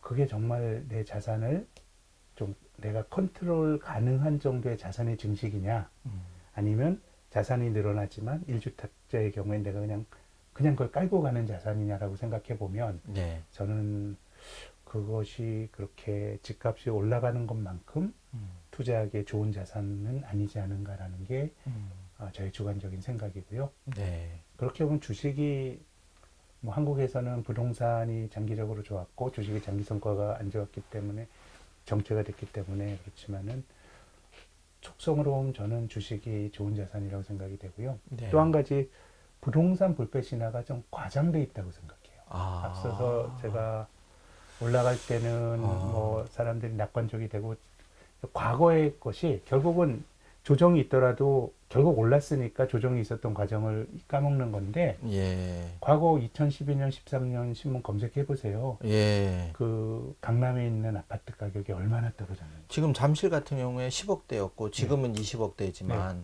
반토막이라는 거죠. 2013년 예. 이럴 때 뭐 30%, 35% 이런 조정을 받은 데도 있었거든요. 주식으로는 엄청난 조정이죠. 부동산으로 봐도 이게 네. 상당히 위축이 되는 네. 그런 조정이었습니다. 근데 이제 우리가 그 위에 오르다 보니까 그런 과정들에 대한 생략이 있고 뭐 이런 거 같은데 그렇게 본다 그러면 저는 조금 뭐 과한 정도까지 가격이 올라간 거 아닌가 부동산에 대한 견해는 그렇습니다. 네. 그럼 곁들여서 그런 관점에서 본다면 현실적으로도 지금 대출도 다 막혔고 사실 어렵거든요. 누가 10억이 사실이 있습니까? 그래서 대출 끼고 또는 전세 끼고 투자를 했던 건데 현실적으로 인정할 건 인정해서 이제 그게 어렵게 됐으니까 그런 의미에서 동학개미가 더 자금이 국내 주식과 해외 우량 주식을 가지 않았나. 그런 면도 좀 있겠죠. 네. 그래서 뭐 뭔가 어쨌든 사람들이 이게 그 실물 경제나 이런 쪽에 대한 비관론이 되게 큰 것 같아요. 뭔가 좀 우리가 직관적으로 느끼잖아요. 예, 예. 장사하시는 분들 잘 안 되고 네. 이러다 보니까 뭔가 또 이제 저금리라고 하는 게 네. 그 실물 경제와 자산 시장의 비대칭성을 또 만들 수 있는 거다 보니까 저는 그래서 뭐 부동산이 막히니까 뭐 주식으로 오는 측면도 조금 있는 것 같고 또 약간 걱정되는 건 되게 절박한 것 같아요. 아니 뭐 투자는 우리에게 돈은 다 중요하기 때문에 네. 돈에 대해서 절박함을 제가 뭐 문제 삼는 건 아니고요. 근데 뭐 비트코인 산다라든가 아니면 좀 주택 시장에 대해서도 절박함이 있는 거잖아요. 지금 못 사면 내가 못 산다는 절박함이 있는 거고 네. 주식도 야 이거 아니면 지금 기회가 없다라는 절박함인데 근데 제가 앞선 시간에 말씀드린 것처럼 투자는 기본적으로 시간을 사는 게임인데 급하면 급할수록 잃을 확률이 높아요. 네, 그렇기 때문에 조금은 급한 거 아닌가 이런 좀 걱정이 들긴 합니다. 그렇게 급하게 된 거에는 사실은 어떤 이유에선가 부익부 빈익빈이 심화가 됐고 네. 내가 사다리가 이제 많이 그렇죠. 없어지다 보니까 정말 이거 아니면 마지막이다라는 네, 네. 절박함이 생기지 거기에 있는 거 않았을까. 맞아요. 예. 자산 시장을 통해서 네. 뭔가 우리가 저는 뭐 자산 시장을 통해서 돈을 버는 게 불로소득이라는 데 동의하지 않습니다만은 네. 우리가 전통적인 노동을 통해서 버는 부분에 대한 굉장히 불확실성이나 네. 이런 게 커지다 보니까 네. 조금은 반대편에서의 어떤 그런 좀 절박함이 나타나는 건데 네. 투자는 아까 말씀드린 것처럼 내가 싼 주식을 비싸게 파는 뭐 싼 자산을 비싸게 파는 게 투자의 본질이라고 보면 이건 좀 장기 투자가 될 확률이 높아요. 예. 그러니까 남들이 알아보지 못하는 자산을 사는 거고 네. 우리가 투자와 투기가 뭐냐 네. 네. 이건 뭐 저는 다 섞여 있다고 봐요. 네. 뭐 다 섞여 있지 순수한 투자, 순수한 투기는 없다고 보지만 네. 그래도 뭐 공감이 가는 그런 어떤 그 개념 규정은 투자는 내가 생각하는 가치가 있는 거예요. 네. 가치보다 싼 자산을 사서 이 그 돈을 벌려고 도모하는 게 투자고 투기는 가치의 개념이 없어요. 일단 샀을 때 누가 나보다 비싸게 줄 사람이 가치의 개념 없이 일단 네. 비싸더라도 나보다 더 바보가 이걸 사줄 수 있다라고 생각을 한 네. 이게 가치의 개념 없이 내 물량을 누군가에게 높은 가격으로 네. 넘길 수 있다라고 생각하고 자산을 사면 그거는 저는 투기라고 생각합니다. 약간 폭탄 돌리기. 나보다 폭탄 비싸게 돌리기에서는, 사면 예, 예. 기본적으로 가치에 대한 개념이 없는 거예요. 예. 근데 예. 지금 절박함이나 이런 것들은 조금은 그런 것들이 좀 생략되어 있는 거 아닌가 예. 이런 생각이 좀 듭니다. 아. 그래서 너무 짧게 보고 절박하게 하면 예. 이게 이길 확률이 떨어져요. 아. 좀 뭐 투자하는데 이 조정이라고 하는 거는 그 오렌 버핏이나 남들이 그 비명을 지를 때가 기회였고 우리가 지나고 보면 2, 3월에 그랬잖아요. 네, 맞습니다. 예. 근데 뭐 내가 그때 돈이 있었으면 좋았지만 설사 주식을 들고 있다 그러면 뭐 안타까웠지만 그거 뭐 내가 팔아야 손실이 확정되는 거예요. 예. 뭐 들고 있으면 뭐, 좋은 주식이라면 기다리면 그렇죠. 언젠가는 기본적으로는 가치가 기다림의 영역이 예. 투자에 내재가 되어 있는 거고요. 그래서 저는 주식 투자하시는 분들께 한번 배당의 중요성을 한번 좀 생각해 보시라 말씀드리고 싶고요. 예. 지금은 배당이 주는 가치가 예. 너무 좀 폄하되는 것 같아요. 아. 왜냐하면 뭐 한번 뭐 언택트 예. 주식 사면 뭐 한 달 만에 20%, 30% 그러니까 눈이 너무 높아졌죠. 예, 배당 수익률 뭐 3%, 4%가 이게 예. 뭐 어떤 의미가 있어라고 생각하시는데 그래서 성장주 투자하시면 그렇게 하시고 네. 근데 배당이란 게 어떻게 보면 시간의 개념이고요. 음. 네, 그리고 또 어떤 주식을 샀을 때 내가 이걸 그 오랜 기간을 그 견뎌낼 수 있는 어떤 명분을 제공해 주는 게 또 배당이에요. 아. 내 계좌로 이 저금리에 3%, 3.5% 아유. 따박따박 쌓이면 이것도 되게 재미도 있거든요. 엄청난 거죠. 네, 그래서 지금은 성장주와 가치주가 되게 이제 괴리가 커지면서 네. 조금 배당 수익률이 높은 종목들이 굉장히 많아졌고 음. 또 배당이라고 하는 게 어떻게 보면 제가 뭐 삼성전자 주식을 사는 거는 뭐 내가 거기에 대해서 아주 깊게 고민을 하지 않았더라도 뭔가 역사에서 검증이 된 게 있다고 말씀을 앞선 뉴스에 들었는데요. 네. 배당도 그런 속성이 있어요. 아. 기업 입장에서는 배당을 주던 거를 줄이는 거는 굉장히 하기 싫은 일이에요. 네. 지난해 배당을 1,000원 줬는데 올해 배당 500원 준다? 예. 그러면 이제 그 시장에 우리 기업이 어려워졌다는 걸 알리는 꼴이거든요. 아. 그러니까 좋은 기업은 네. 배당을 주는데 이익이 확 늘었어요. 네네. 근데 배당을 또 그만큼 늘리지 않아요. 그리고 이익이 줄었다 그래 배당을 줄이지도 않습니다. 네. 그래서 배당은 굉장히 스테이블한 변수예요. 네.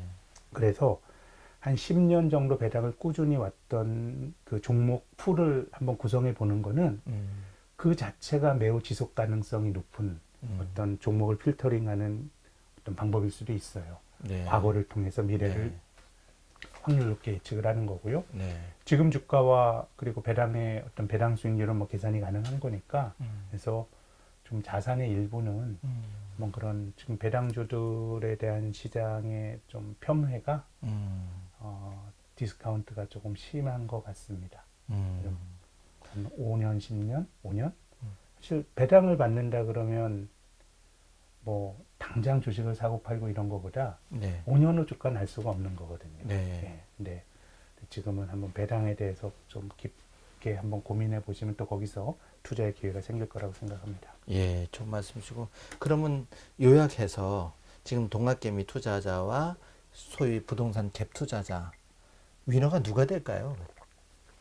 둘 다 알 수 없죠. 예. 동학개미도 지금까지는 성과가 좋지만 뭐 언제든지 약세장이 오는 거고 조금 기간을 넓혀서 생각을 좀 해야 되는 거 아닌가 네. 하는 생각이고 뭐 갭 투자자는 지금 이제 정부의 정책에 맞서는 거니까 뭐 그쪽도 좀 리스크가 있는 것 같고 근데 어쨌든 지금은 특히 이제 저는 주식 투자라는 게 굉장히 긴 기간에 걸쳐서 평가를 해야 된다라고 생각을 합니다. 네. 그래서 뭐 동학개미들이 뭐 물론 사람마다 다르겠죠. 뭐 인버스 한 분도 계시고 네. 또 뭐 원유 같은 거 막 사신 분들도 계시고 해서 다 다르겠지만 그래도 무난하게 뭐 일반적인 주식 가진 분은 돈을 많이 버셨을 텐데 저는 거기에 대해서는 판단을 유보하고 싶습니다. 조금 더 긴. 그러면 이제 종전에 말씀하셨던 동학개미가 만약에 승자가 되려면 조금 시간을 이기는 그 시간의 장기간 우량 주식에 투자 그리고 그걸 이기기 위해서는 또 배당도 한 3, 4% 관심을 가지고 것들, 보자. 예, 그런 주식들도 한번 좀 예. 관심을 기울이실 필요가 있다는 거죠. 예, 승리의 조건으로서 네. 그런 걸 추가해서 투자를 하자. 그래서 저는 주식 투자하시는 분들께 한번 배당의 중요성을 한번 좀 생각해 보시라 말씀드리고 싶고요. 예. 지금은 배당이 주는 가치가 예. 너무 좀 폄하되는 것 같아요. 아. 왜냐하면 뭐 한번 뭐 언택트 예. 주식 사면 뭐 한 달 만에 20%, 30% 그러니까 눈이 너무 높아졌죠. 예, 배당 수익률 뭐 3%, 4%가 이게 예. 뭐 어떤 의미가 있어라고 생각하시는데 그래서 성장주 투자하시면 그렇게 하시고 네. 근데 배당이란 게 어떻게 보면 시간의 개념이고요. 음. 네, 그리고 또 어떤 주식을 샀을 때 내가 이걸 그 오랜 기간을 음. 그 견뎌낼 수 있는 음. 어떤 명분을 제공해 주는 게 또 배당이에요. 아. 내 계좌로 이 저금리에 3%, 3.5% 아유. 따박따박 쌓이면 이것도 되게 재미도 있거든요. 엄청난 거죠. 네, 그래서 네. 지금은 성장주와 가치주가 되게 이제 괴리가 커지면서 네. 조금 배당 수익률이 높은 종목들이 굉장히 많아졌고, 음. 또 배당이라고 하는 게 어떻게 보면 제가 뭐 삼성전자 주식을 사는 거는 뭐 내가 거기에 대해서 아주 깊게 고민을 하지 않았더라도 뭔가 역사에서 검증이 된 게 있다고 말씀을 앞선 뉴스에 들었는데요. 네. 배당도 그런 속성이 있어요. 아. 그러니까 기업 입장에서는 배당을 주던 거를 줄이는 거는 굉장히 하기 싫은 일이에요. 네. 지난해 배당을 1,000원 줬는데 올해 배당 500원 준다? 예. 그러면 이제 그 시장에 우리 기업이 어려워졌다는 걸 알리는 꼴이거든요. 아. 그러니까 좋은 기업은 네. 배당을 주는데 이익이 확 늘었어요. 네네. 근데 배당을 또 그만큼 늘리지 않아요. 그리고 이익이 줄었다 그래 배당을 줄이지도 않습니다. 네. 그래서 배당은 굉장히 스테이블한 변수예요. 네. 그래서 한 10년 정도 배당을 꾸준히 왔던 그 종목 풀을 한번 구성해 보는 거는 그 자체가 매우 지속 가능성이 높은 어떤 종목을 필터링하는 어떤 방법일 수도 있어요. 네. 과거를 통해서 미래를 네. 확률 높게 예측을 하는 거고요. 네. 지금 주가와 그리고 배당의 어떤 배당 수익률은 뭐 계산이 가능한 거니까 그래서 좀 자산의 일부는 뭐 그런 지금 배당주들에 대한 시장의 좀 폄훼가 디스카운트가 조금 심한 것 같습니다. 한 5년, 10년, 5년? 사실 배당을 받는다 그러면 뭐 당장 주식을 사고 팔고 이런 거보다 네. 5년 후 주가는 알 수가 없는 거거든요. 네. 근데 지금은 한번 배당에 대해서 좀 깊게 한번 고민해 보시면 또 거기서 투자의 기회가 생길 거라고 생각합니다. 예, 좋은 말씀이시고 그러면 요약해서 지금 동학개미 투자자와 소위 부동산 갭 투자자 위너가 누가 될까요?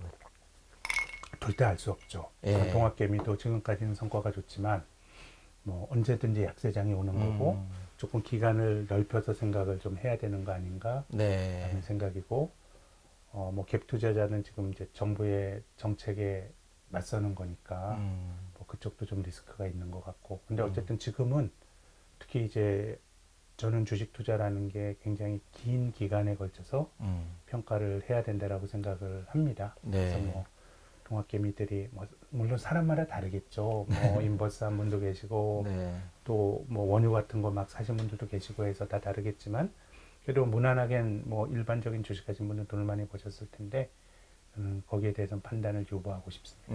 조금 더 긴.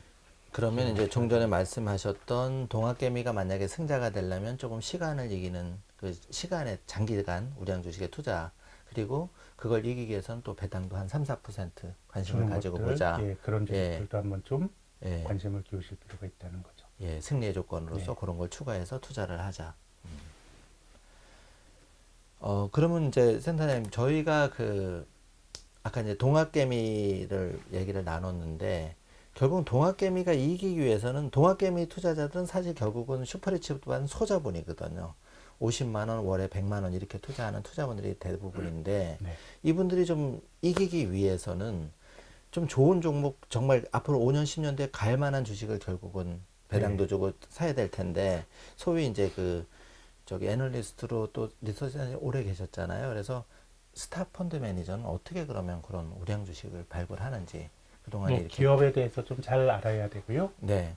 약간은 좀 역발상도 좀 필요한 것 같고 아까 아. 말씀드린 것처럼 이게 사실 싸다고 다 좋은 건 아니거든요. 네, 네. 그래서 뭐 필립 피셔 같은 사람은 성장주 투자의 아버지라고 불리는 사람은 이런 얘기를 해요. 나쁜 기업을 싸게 사는 것보다 예. 좋은 기업을 제값에 주고 사는 게 좋다 이런 얘기를 해요. 네. 근데 그런 점에서 본다 그러면은 좀 저평가되어 있죠. 망하진 않아야 되고 네. 이런 밸런스를 좀 잘 맞춰야 되는데 조금은 역발상이 좀 필요한 것이 저는 주식시장에서 만고의 진리는 결국 영원한 건 없고 사이클이 있다는 거거든요. 아, 사이클이 예. 항상 있다. 계속 올라가는 것도 없고 계속 떨어지는 것도 없는 거니까. 근데 지금은 좀 쏠림이 특정 성장주에 대한 쏠림이 너무너무 큰 것 같은데요. 네. 근데 소외되는 주식이 진짜로 나쁠 수도 있거든요. 아. 그 기업이 진짜로 엉망인 기업일 수도 있어요. 네네. 그렇기 때문에 시장에서 평가를 못 받는데 좀 좋은 주식을 사야 되는 건데, 근데 요것도 어려운 일인데, 근데 이 주식을 내가 잘 골랐다고 하더라도 네. 기다려야 되거든요. 아. 아니, 그러니까 어쨌든 사람들이 이 기업은 너무 훌륭하지만 사람들이 어쨌든 그 관심을 안 가지는 이유가 있으니까 네. 사람들이 여기에 대한 평가를 알려주면 이제 기다려야 되는데, 그래서 그런 점에서 보면 그냥 개인 투자가가 그 펀드 매니저보다 더 나을 수도 있다고 생각해요. 아. 펀드 매니저는 늘 뭐 벤치마크와 비교라고 하면서 자꾸 성과를 해야 되니까 그냥 무난하게 가는 거예요. 네. 그러니까 그 시장과 비슷하게 가는 삼성전자 그냥 깔고 가고 이렇게 되는 건데요.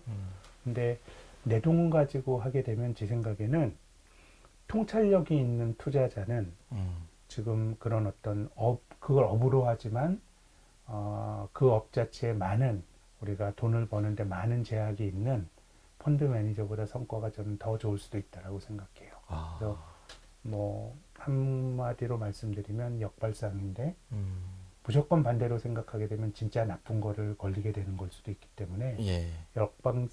역발상하기 위해서는 진짜 실력이 필요한 것 같아요. 아, 실력. 예. 그러면 이제 재무도 좀 예. 회계사 정도는 아니지만 네. 공부를 해야 되고. 아니면 자기가 살면서 자기가 잘하는 영역이 있을 수 있어요. 자기 애널리스트보다. 직업이라든지 뭐 여러 혹은 가지 뭐 지인을 사업이라든지. 통해서 네. 이런 영역이 있을 수 있으니까. 그러니까 이렇게 생각하실 수 있잖아요. 아니 네. 그게 뭐 늘 있는 거야? 음. 그럼 투자를 늘 할 필요가 없다니까요. 예. 내가 네. 아는 만큼만 하는 거죠. 음. 아는 만큼만 하는 거고. 근데 이것저것도 아니다 그러면 좀 뭐 인덱스 펀드라든가 뭐 이런 거 그 ETF 같은 거 그냥 하는 거 아까 말씀드린 것처럼 결국 주식은 시간이 가면 떨어지기보다는 올라가니까 네. 특히 이제 주가가 조정을 받았을 때 뭐 ETF 같은 거 사시면 그것도 저는 뭐 금리보다 굉장히 성과가 좋을 수가 있다고 생각합니다. 조금 이제 자신감이 좀 없으면, 내가 공부할 시간이 없으면 말씀하신 대로 뭐 4차 산업이나 지금 소위 잘 나가는 빵 주식을 모아놓은 ETF나 네. 그런 데다가 조금씩 종잣돈을 뭐 투자하는 그럴 것도. 수도 있죠. 예. 그럴 수도 있고. 예. 그러면 그 센터님 혹시 네. 투자의 대가들 뭐 이렇게 좀 그동안 수많은 책도 읽으시고 많이 했을 텐데 좀 기억에 남는 책이나 추천해 줄 만한 책이 있나요? 제 공부하는 생각에는 의미에서. 네. 벤자민 그레이엄의 현명한 투자자라는 책은요, 예. 되게 지루한 책입니다. 예. 글을 한번 읽어볼 만한 그 가치가 있어요. 아, 제가 현명한 말씀드린, 투자자. 예.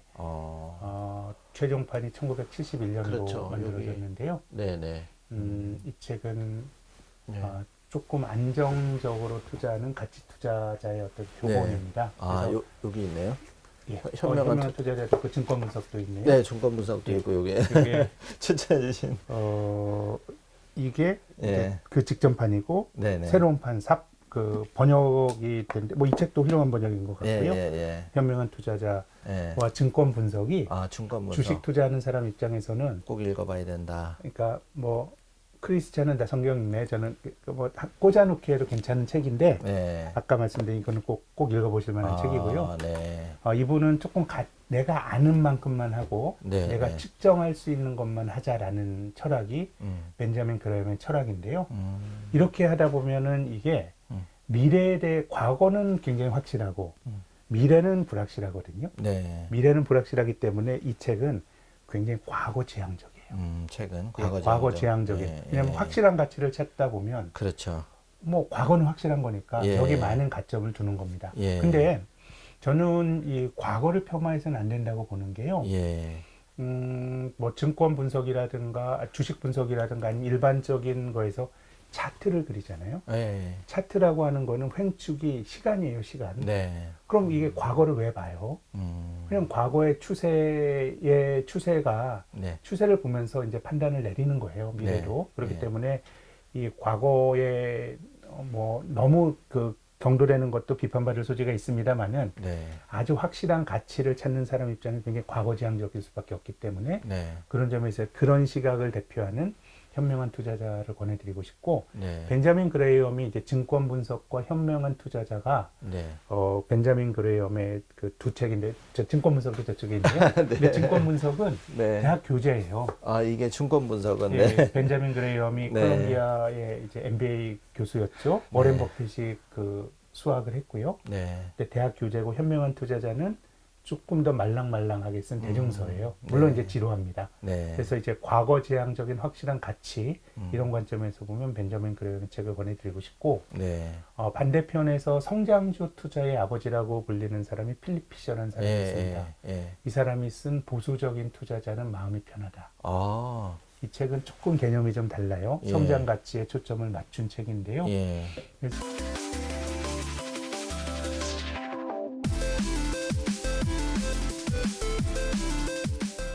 저는 이 세상에 많은 투자자들이 존재하지만 예. 굳이 원조를 따진다 그러면 예. 벤자민 그레이엄의 저자와 벤자민 그레이엄의 제자와 예. 필립 피셔의 제자가 존재한다고 생각해요. 아, 네, 네. 가치 투자 예. 그리고 성장주 투자. 예. 조금 과거 지향, 예. 미래 지향. 근데 지금은 성장주 투자가 이기는데요. 네, 네. 시장은 돌고 도는 거기 때문에 네. 늘 바뀌는 거예요. 아. 그래서 저는 두 책을 한번 권해드리고 싶고, 네. 그래서 뭐 필립 피셔나 벤자민 그레이엄보다는 이제 워렌 버핏이 더 많이 알려져 있으실 텐데, 예. 제 생각에 평가를 해보면 워렌 버핏은 벤자민 그레이엄의 70%와 예, 예. 또 필립 피셔의 30% 정도 믹스해 놨다. 한 투자자라고 생각해요. 네. 예. 사실 이도저도 아니면 요즘 불면증이 많은데 이게 좀 잠 잘 오는 책. 수면제 드실 필요 없이 그냥 예, 배구 자기도 좋네요. 예, 배구 잤다가 그래도 이제 한 구절 건지면 이제 네. 또 도움이 되는 거고. 그리고 어느 정도는 네. 뭐 이게 투자라는 게 결국은 자기의 지식이나 나의 인사이트를 갖고 결국 경쟁을 하는 거거든요. 네. 그게 뭐 아주 많이 배운 사람들, 헤지펀드 매니저 이런 사람들과 내가 개인 투자하면 나는 그 사람들과 경쟁하는 거예요. 그래서 특히 현명한 투자자 같은 책은 보수적인 투자자는 마음이 편하다는 조금 쉽습니다. 네. 성장주 철학은 이제 뒤쪽에 많이 나오고 예. 앞에 본인이 이제 좋은 기업을 고르는 기준이 있는데 좀 뒤쪽이 그 책의 저는 정수라고 생각이 되고 현명한 투자자는 되게 좀 뭐 지루합니다만은 예. 지금 어렵더라도 예. 내가 이 정도는 동의하건 동의하지 않건 이 정도는 내가 이해할 수 있어야 어떤 장기적으로 시장에서 생존할 수 있는 투자자가 될 수 있다라고 생각을 하면 한번 사놓고 뭐 공부하시면서 한번 읽어보시고 하는 것도 저는 괜찮지 않을까 생각합니다. 그러니까 시간은 걸리지만 개인 투자자도 열심히 하다 보면 그럼요. 투자의 대가와 한번 겨룰 수 있는 또 그 뿌듯함. 정도는 예. 돼야 아, 그 정도는 돼야 내 돈은 안 잃고 그렇죠. 부자가 될 수 있다. 센터님 지금 앞으로 네. 그 가장 빨리 부자가 되는 방법, 아무래도 이제 스타 애널리스트로서 올해 그 슈퍼리치도 많이 보시고 했는데 정말 흑수저 출신에서도 부자가 된 분들, 주식 투자자도 많이 보셨을 것 같은데. 근데 뭐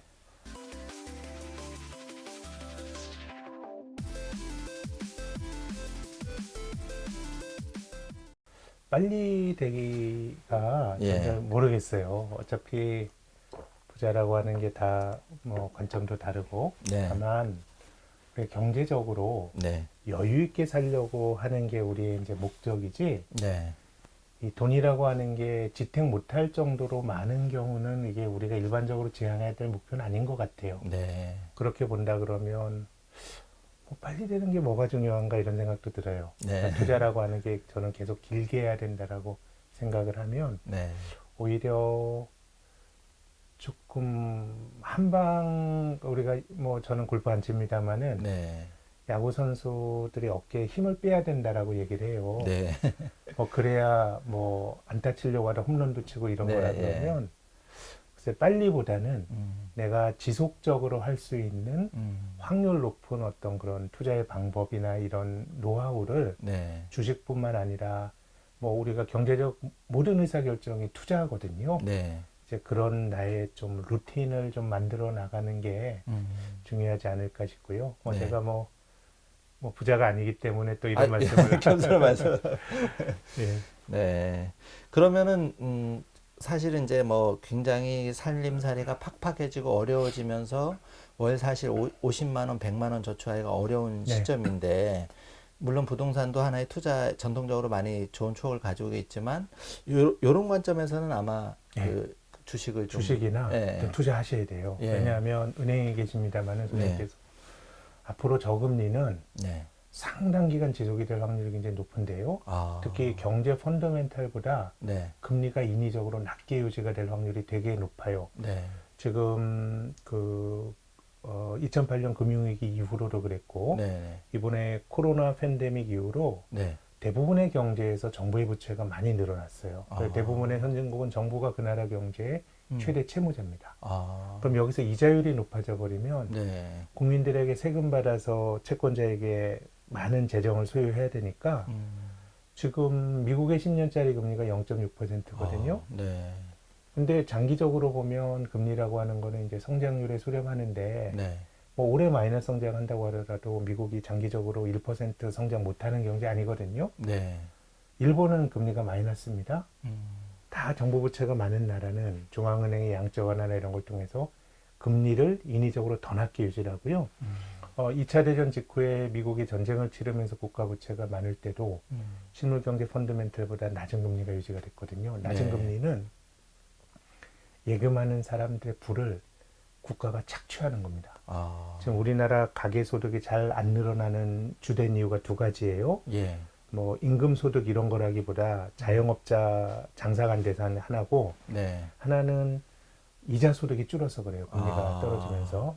그래서 저는 뭐라도 리스크를 좀 져야 되는 것이고 그건 내가 감당할 수 있는 리스크여야 되기 때문에 특히 주식이나 다른 어떤 리스키한 에셋을 적립식으로 하는 거는 전 좀 리스크가 적어 보이는데 특히 저는 중국 주식에 대한 적립식 투자를 권해드리고 싶습니다. 아, 중국 주식을요? 어떤 의미냐면요. 우리가 일반적으로 중국이 고성장하니까 중국에 돈을 묻어둬서 부자가 돼보자라는 생각을 할 수 있습니다. 네. 직관적으로 할 수 있는데 경제가 지나치게 고성장하는 데서는 주식시장이 안정적이지 않아요. 아, 네. 우리나라가 외환위기 이전에 네. 외환위기 전후한 시기까지가 우리나라 경제가 고성장했던 시기인데요. 네. 그럼 우리나라가 그 경제 고성장했던 8, 90년대 시장이 예. 안정적이었냐 그러면 80년대 3조 호황 때 아주 주가 급등한 거 제외하면 네. 500과 1000 사이를 왔다 갔다 했어요. 예. 경제가 고성장하는데 왜 주식이 잘 못 올라가냐? 전 이유가 두 가지라고 보는데요. 네. 경제가 고성장을 하게 되면 기업들도 돈 벌 기회가 많거든요. 네. 많기 때문에 계속해서 주식시장에서 자본 확증을 해요. 증자를 하거나. 네. 근데 이제 모든 자산 가격은 수요와 공급에 따라 결정이 되는데 네. 공급이 많으면 주가가 떨어지게 되는 겁니다. 네. 근데 이제 주식시장에서 공급은 기업들이 자본 확증하면서 증대하면서 주식이 수가 늘어나는 게 공급이기 때문에 네. 고성장 경제에서는 구조적으로 주식시장의 공급에 굉장히 양이 많아지면서 네. 주가가 억누르는 측면이 있고요. 네. 두 번째는 지배구조입니다. 아. 그러니까 우리가 기업이 고성장 국면에선 기업이 돈 벌 확률이 높아요. 네. 근데 주식이라고 하는 거는 기업이 번 돈이 예. 그 기업인 주주들에게 잘 넘어가야 되거든요. 예. 이게 지배구조고 거버넌스입니다. 네. 근데 일반적으로 신흥국은 거버넌스가 잘 안 되어 있어요. 아. 우리나라가 90년대까지마다 분식회계 많았고 예. 배당 안 주고 막 이랬던 거거든요. 네. 그래서 고성장 국가는 좀 베트남, 중국 다 마찬가지라고 생각하는데 네. 돈을 묻어두면 안 돼요. 아. 예, 묻어두면 안 되고 변동성을 사야 됩니다. 우리나라가 90년대에 500에서 1000 왔다 갔다 했지만 네. 500에 사서 1000에 팔면은 100% 버는 거예요. 예. 그래 또 500까지 떨어져요. 굉장히 예. 리스키한 시장인데 아. 그래서 이 변동성을 저점에 사서 고점에 팔면 좋지만 이건 아무도 알 수 없는 일이니까 네. 예.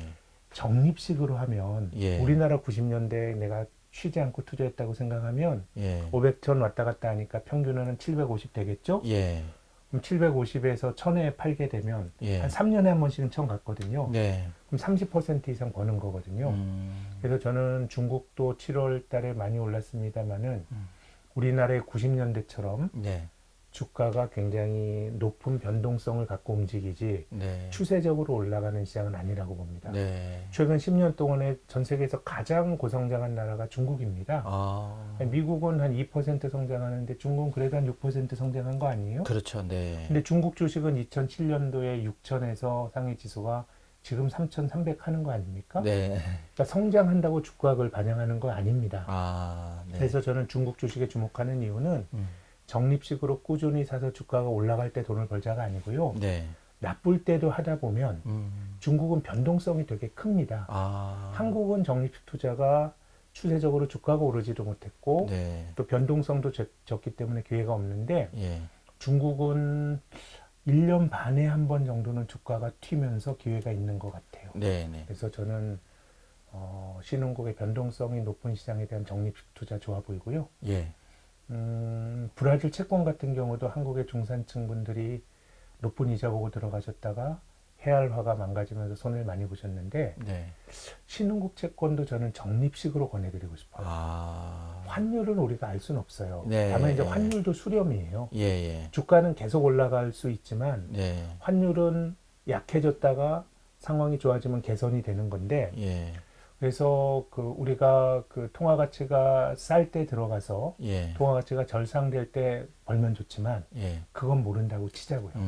근데 그런 불안한 나라로 3, 4년 동안 적립식 투자를 하게 되면 네. 환율은 그냥 중립화가 되고요. 예. 결국 금리만 남아요. 7%, 예. 8%짜리 금리만 남게 되는 거니까 예.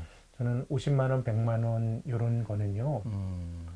뭐 배당주 같은 거 꾸준히 사는 것도 좋고요. 네. 아니면은 적립식 투자 좀 권해드리고 싶어요. 특히 신흥국 자산에 대해서는 변동성을 산다는 관점에서 네. 권해드리고 싶고 어쨌든 현금 가진 사람들의 부를 인위적으로 뺏어가는 인위적 저금리 구조는 장기화될 가능성이 높기 때문에 네. 뭐라도 리스크 테이킹을 해야 된다고 봐요. 투자를 해야 된다. 그렇지 않으면 예. 앉아서 내 자산의 실질 가치가 떨어지기 되는 겁니다. 때문에. 네. 아, 좋은 말씀이십니다. 어쨌든 현금 가진 사람들의 부를 인위적으로 뺏어가는 인위적 저금리 구조는 장기화될 가능성이 높기 때문에 네. 뭐라도 리스크 테이킹을 해야 된다고 봐요. 투자를 해야 된다. 그렇지 않으면 예. 앉아서 내 자산의 실질 가치가 떨어지기 되는 때문에. 겁니다. 네. 아, 좋은 말씀이십니다.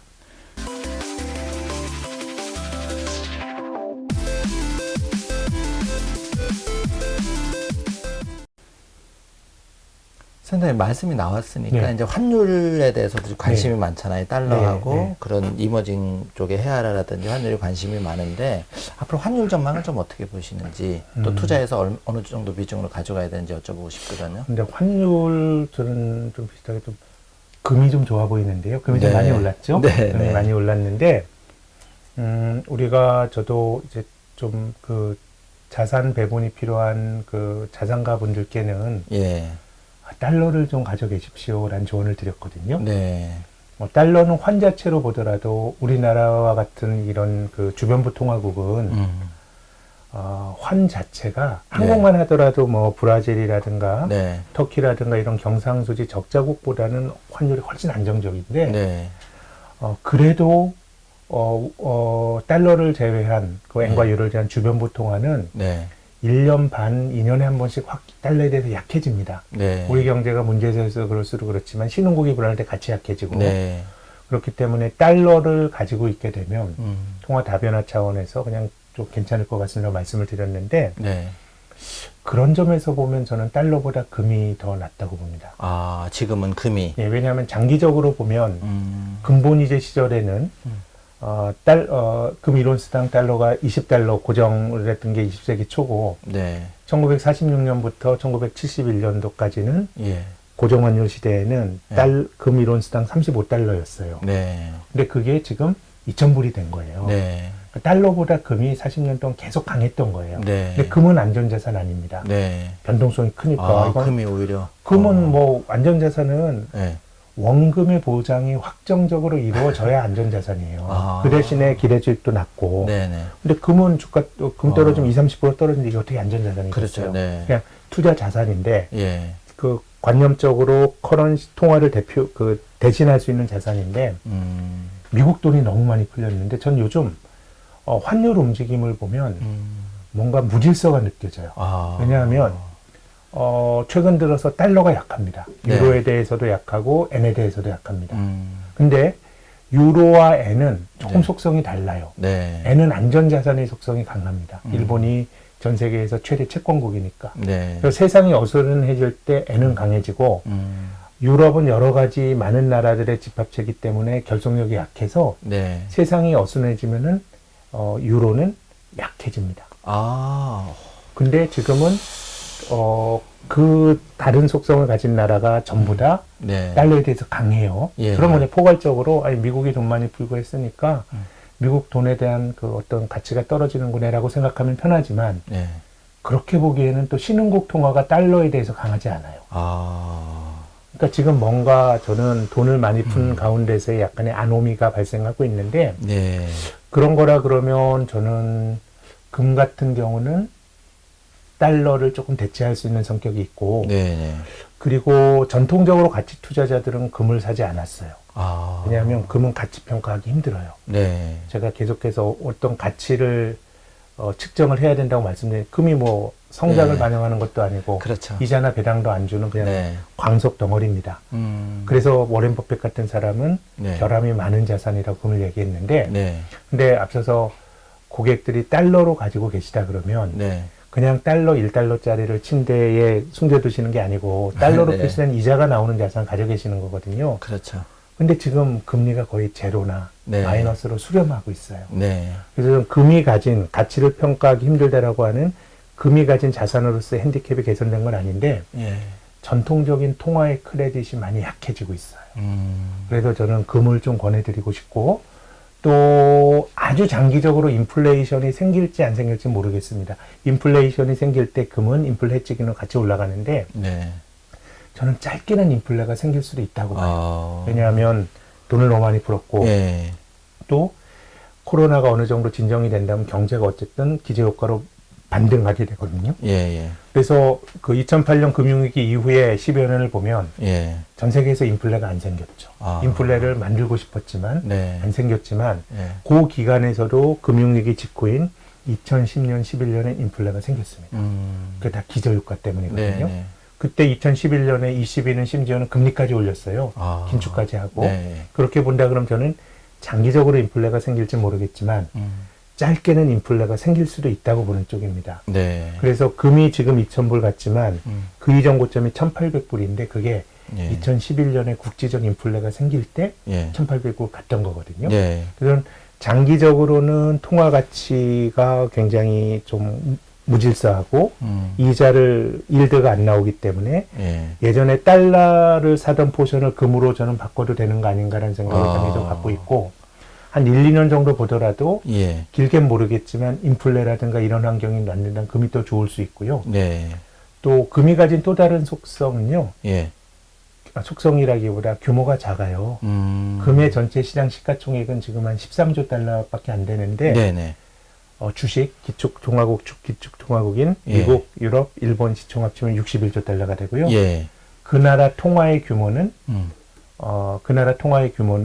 40달러가 되고요. 예. 그 나라의 채권의 규모는 국채 규모는 20조 달러가 돼요. 네. 금은 규모가 적기 때문에 또 조그만 자금으로도 훅 올라갈 수가 있어서 아. 전 여러 가지 스펙트럼으로 보더라도 금이 조금 좋아 보이고 한국에 원하는 저희를 보는 시각으로는 조금은 좀 전체적으로 아주 안전한 아주 위험한 자산이 좋아지기에는 이렇게 어려울 때는 상대적으로 위험한 자산보다는 안전한 자산의 프리미엄이 높아지기 때문에 원달러 환율이 저희는 1170원 밑으로 가긴 좀 어렵다고 봅니다. 아, 1170원 예. 밑으로 가긴 어렵다. 그래서 네. 전체적으로 뭐 지난 3월 때 아주 불안할 때 예. 통화 수합해서 좀 안정되기 직전의 레벨이 한 1,300원이거든요. 예, 예. 근데 뭐 상황이 나빠지면 1,300원 가겠습니다만은 코로나 직후와 같은 것들을 생각하기도 좀 쉽지 않아 보여서 저희는 원달러 환율은 1,200원 중심으로 해서 아래 위로 한 30원 정도 움직이는 정도로 보고 있습니다. 아, 그러면 선생님, 금이 네. 정말 그 과거와 다르게 네. 3,000달러까지 갈까요? 좀 그럴 수도 있다고 봅니다. 아, 아까 말씀드린 따라서는- 것처럼 예. 예전에는 근본이제 때는 통화 가치가 금에 연동돼 있었어요. 그래서 금 1온스당 35달러 했던 게 네. 긴 시간을 거치면서 지금 2,000불까지 온 거거든요. 네. 근데 그 기간 동안에 구조적 인플레이션에 대한 기대는 낮아졌고 네. 짧게는 생길 수 있다고 기대를 가지고 있습니다만은 돈이 가진 가치가 많이 떨어져서 특히 이제 돈이 돈을 모으는 이자율이 거의 낮아졌기 때문에요. 네네. 저는 금이 상상 못할 정도로 오를 수도 있다라고 생각하는 쪽입니다. 그러면 제가 좀 센터에 빨리 모셔서 제가 얼마 전에 금을 팔았거든요. 예, 예. 좀 더 있다가 아니, 그럼 다시 모르는 사서 거죠. 견해인 아. 거죠. 그래서 뭐 우리가 그냥 달러를 가져간다라는 생각 좀 마음이 편하잖아요. 그냥? 네.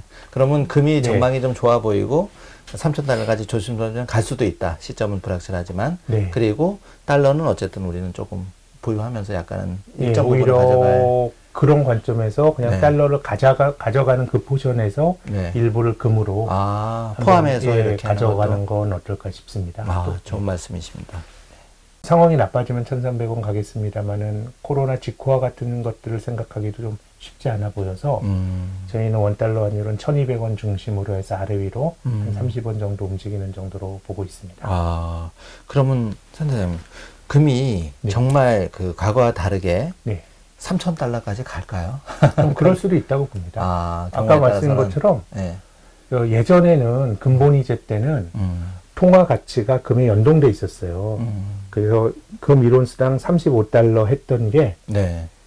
긴 시간을 거치면서 지금 2,000불까지 온 거거든요. 네. 근데 그 기간 동안에 구조적 인플레이션에 대한 기대는 낮아졌고 네. 짧게는 생길 수 있다고 기대를 가지고 있습니다만은 돈이 가진 가치가 많이 떨어져서 특히 이제 돈이 돈을 모으는 이자율이 거의 낮아졌기 때문에요. 네네.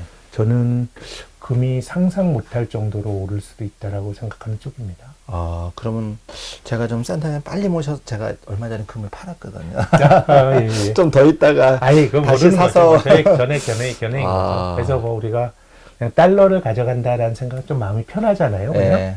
그러면 금이 네. 전망이 좀 좋아 보이고 3,000달러까지 조심스럽게 갈 수도 있다. 시점은 불확실하지만. 네. 그리고 달러는 어쨌든 우리는 조금 보유하면서 약간은 예, 일정 부분을 오히려 가져갈. 그런 관점에서 그냥 네. 달러를 가져가는 그 포션에서 네. 일부를 금으로 한번, 포함해서 예, 이렇게 하는 가져가는 것도. 건 어떨까 싶습니다. 또. 좋은 말씀이십니다.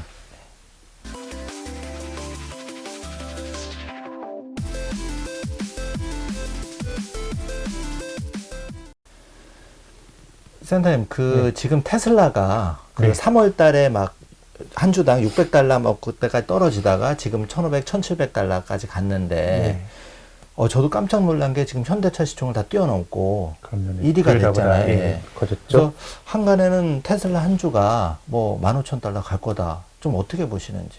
잘 모르겠습니다. 네. 잘 모르겠고 네. 다만 지금 정도 주가라 그러면 네. 상당히 먼 미래의 예. 것까지 계속 좀 반영하고 있는 게 아닌가 싶고요. 예. 근데 좀 테슬라도 그렇고 네. 또 뭐 구글 같은 데도 자율주행차 같은 걸 하는 거잖아요. 네. 그래서 테슬라가 가진 디자인이나 이게 굉장히 차가 멋지더라고요. 네. 근데 이게 과연 그 회사만 할 수 있는 건지 최근에 현대차가 주가가 조금 올라갔어요. 네. 그게 어떻게 보면 이제 그런 얘기들이 있었어요. 예전에 전기차가 정착되는데 예. 가장 그 장애물은 기존의 내연기관 자동차 회사들일 거다. 네네. 전기차 그 전기 주유가 아니죠. 전기 네. 충전하고 이런 데도 전부 다 예. 내연기관 가진 회사들이 예. 로비하고 해가지고 제대로 정착 못하게 막 했던 측면도 있거든요. 네.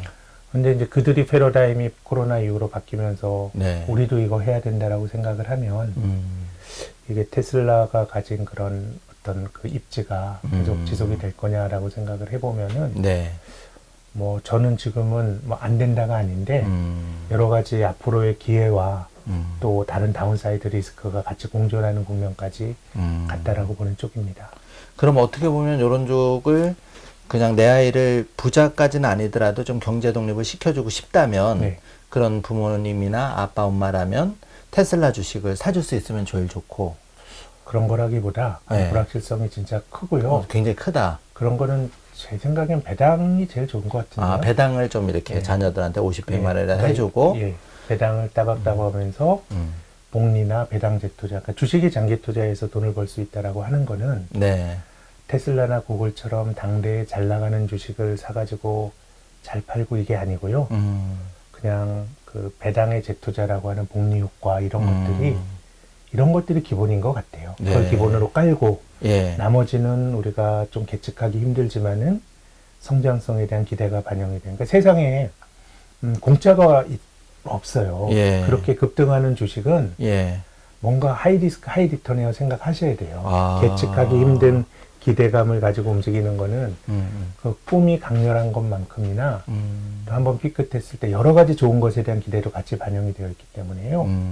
그래서 조금 저는 물려주는 주식은 약간 지속 가능성을 봐야 되는 건데 네. 지금 뜨겁게 올라가는 주식이 예. 지금은 앞으로의 길을 반영하는데 10년, 15년까지 담보할 수 있느냐라고 보면 조금 성격은 다른 것 같아요. 오히려 테슬라보다는 뭐 구글, 네. 뭐 그런 스타일의 주식이 배당도 좀 조금 많이 더, 주면서. 예, 배당보다는 예. 조금 더 검증된 검증된. 예, 그런 종목이 아닌가 생각합니다. 어떤 특정 분야의 전기차는 쏠려 있는 게 아니라 클라우드라든지 여러 가지를 네. 가지고 그 있는 비즈니스 좀 더. 자체가 안정적 당장 돈을 벌 수도 있고 네. 또 뭐 굉장히 뭐 안정적인 예. 비즈니스 모델을 갖고 있기 때문에 네. 그래서 파악 내에서도 조금 차별화가 되고 예. 그래서 저는 제가 지난 시간에 예. 이 사람들이 지금 보이는 게 미래에도 영향을 준다고 이제 말씀을 드렸는데 그러니까 테슬라가 짜릿했던 과정을 보면 그게도 미래에도 지속이 될 거다라는 이제 편향들이 있는 건데요. 네네. 근데 오히려 지금의 이런 급등한 주가가 예. 예. 미래에 상당히 좋은 것까지 이미 땡겨왔다고 생각을 하면 조금 평가가 달라질 수가 있고 네. 그런 거에 비한다 그럼 제 생각에는 뭐 배당이나 이런 것들은 조금 더 서스테이너블하고 조금 확실성이 높은 것 네네. 같아요. 물론 네. 배당 받아서 팔자를 고칠 순 없죠. 네, 금리보다 나은 건데 우리 출발은 그런 거고 네네. 그런 것도 한쪽으로 깔고 투자를 하는 게 좀 맞다고 봅니다. 그러면 이제 그런 그 배당을 많이 주는 주식에는 국내 삼성전자 같은 주식도 있지만 해외 쪽에는 혹시 해외 좀 쪽으로 미국 투자하시나요? 같은 데가 배당 많이 주는 회사들 굉장히 많아요. 코카콜라. 특히 다우 30 네. 안에 들어가는 종목들 보면 우리나라는 뭐 제가 다니는 신영증권도 배당을 되게 잘 주는 회사인데 네. 배당금이 계속 늘진 않았어요. 신영증권 40년 연속. 네. 제 기억으로는 배당금을 매년 증액을 배당금을 매년 높여온 회사가 SK 같아요. 한 14년인 것 같아요. 네. 근데 미국은 50년 이상 배당을 늘린 배당을 준 게 배당을 줄수록 계속 늘리는 회사예요. 예. 이게 한 50개가 넘고요. 와. 30년 이상 배당을 늘리는 회사는 벌써 100개가 넘으니까요. 예. 또 특히 미국은 분기 배당이 일반화되어 있고 배당 네. 주는 것도 우리처럼 3월 결산 보면 4월에 주고 이렇게 되는데 네. 147, 10월, 25, 80일 이런 것도 있어요. 그러니까 또 나눠서 주니까. 네, 그래서 한 네. 두세 종목 가지고 잘 조합을 하면 월세 받듯이 배당을 매월 받을 수도 있습니다. 부동산 월세 받듯이. 그러면 말씀하신 대로 이런 것만 좀 잘 골라서 좀 꾸준하게 장기적으로 매월 일정한 금액만 네. 투자를 해도 말씀하신 복리 효과라든지 예, 오히려 아이들에게는 자녀에게는 뭔가 아주 기대치가 높은 성장을 말할 수가 있겠지만 우리가 아는 성장이라는 거는 네. 지금의 이렇게 짜릿하게 올라간 성장이라고 하는 거는 아까 말씀드렸지만 기대가 되는 미래 가치를 많이 당겨온 거거든요. 예. 오히려 시드머니를 만들고 복리 효과 이런 걸 생각한다 그러면 예. 저는 자녀들에게 줘야 될 게 배당주라고 생각합니다. 네, 좋은 말씀이십니다.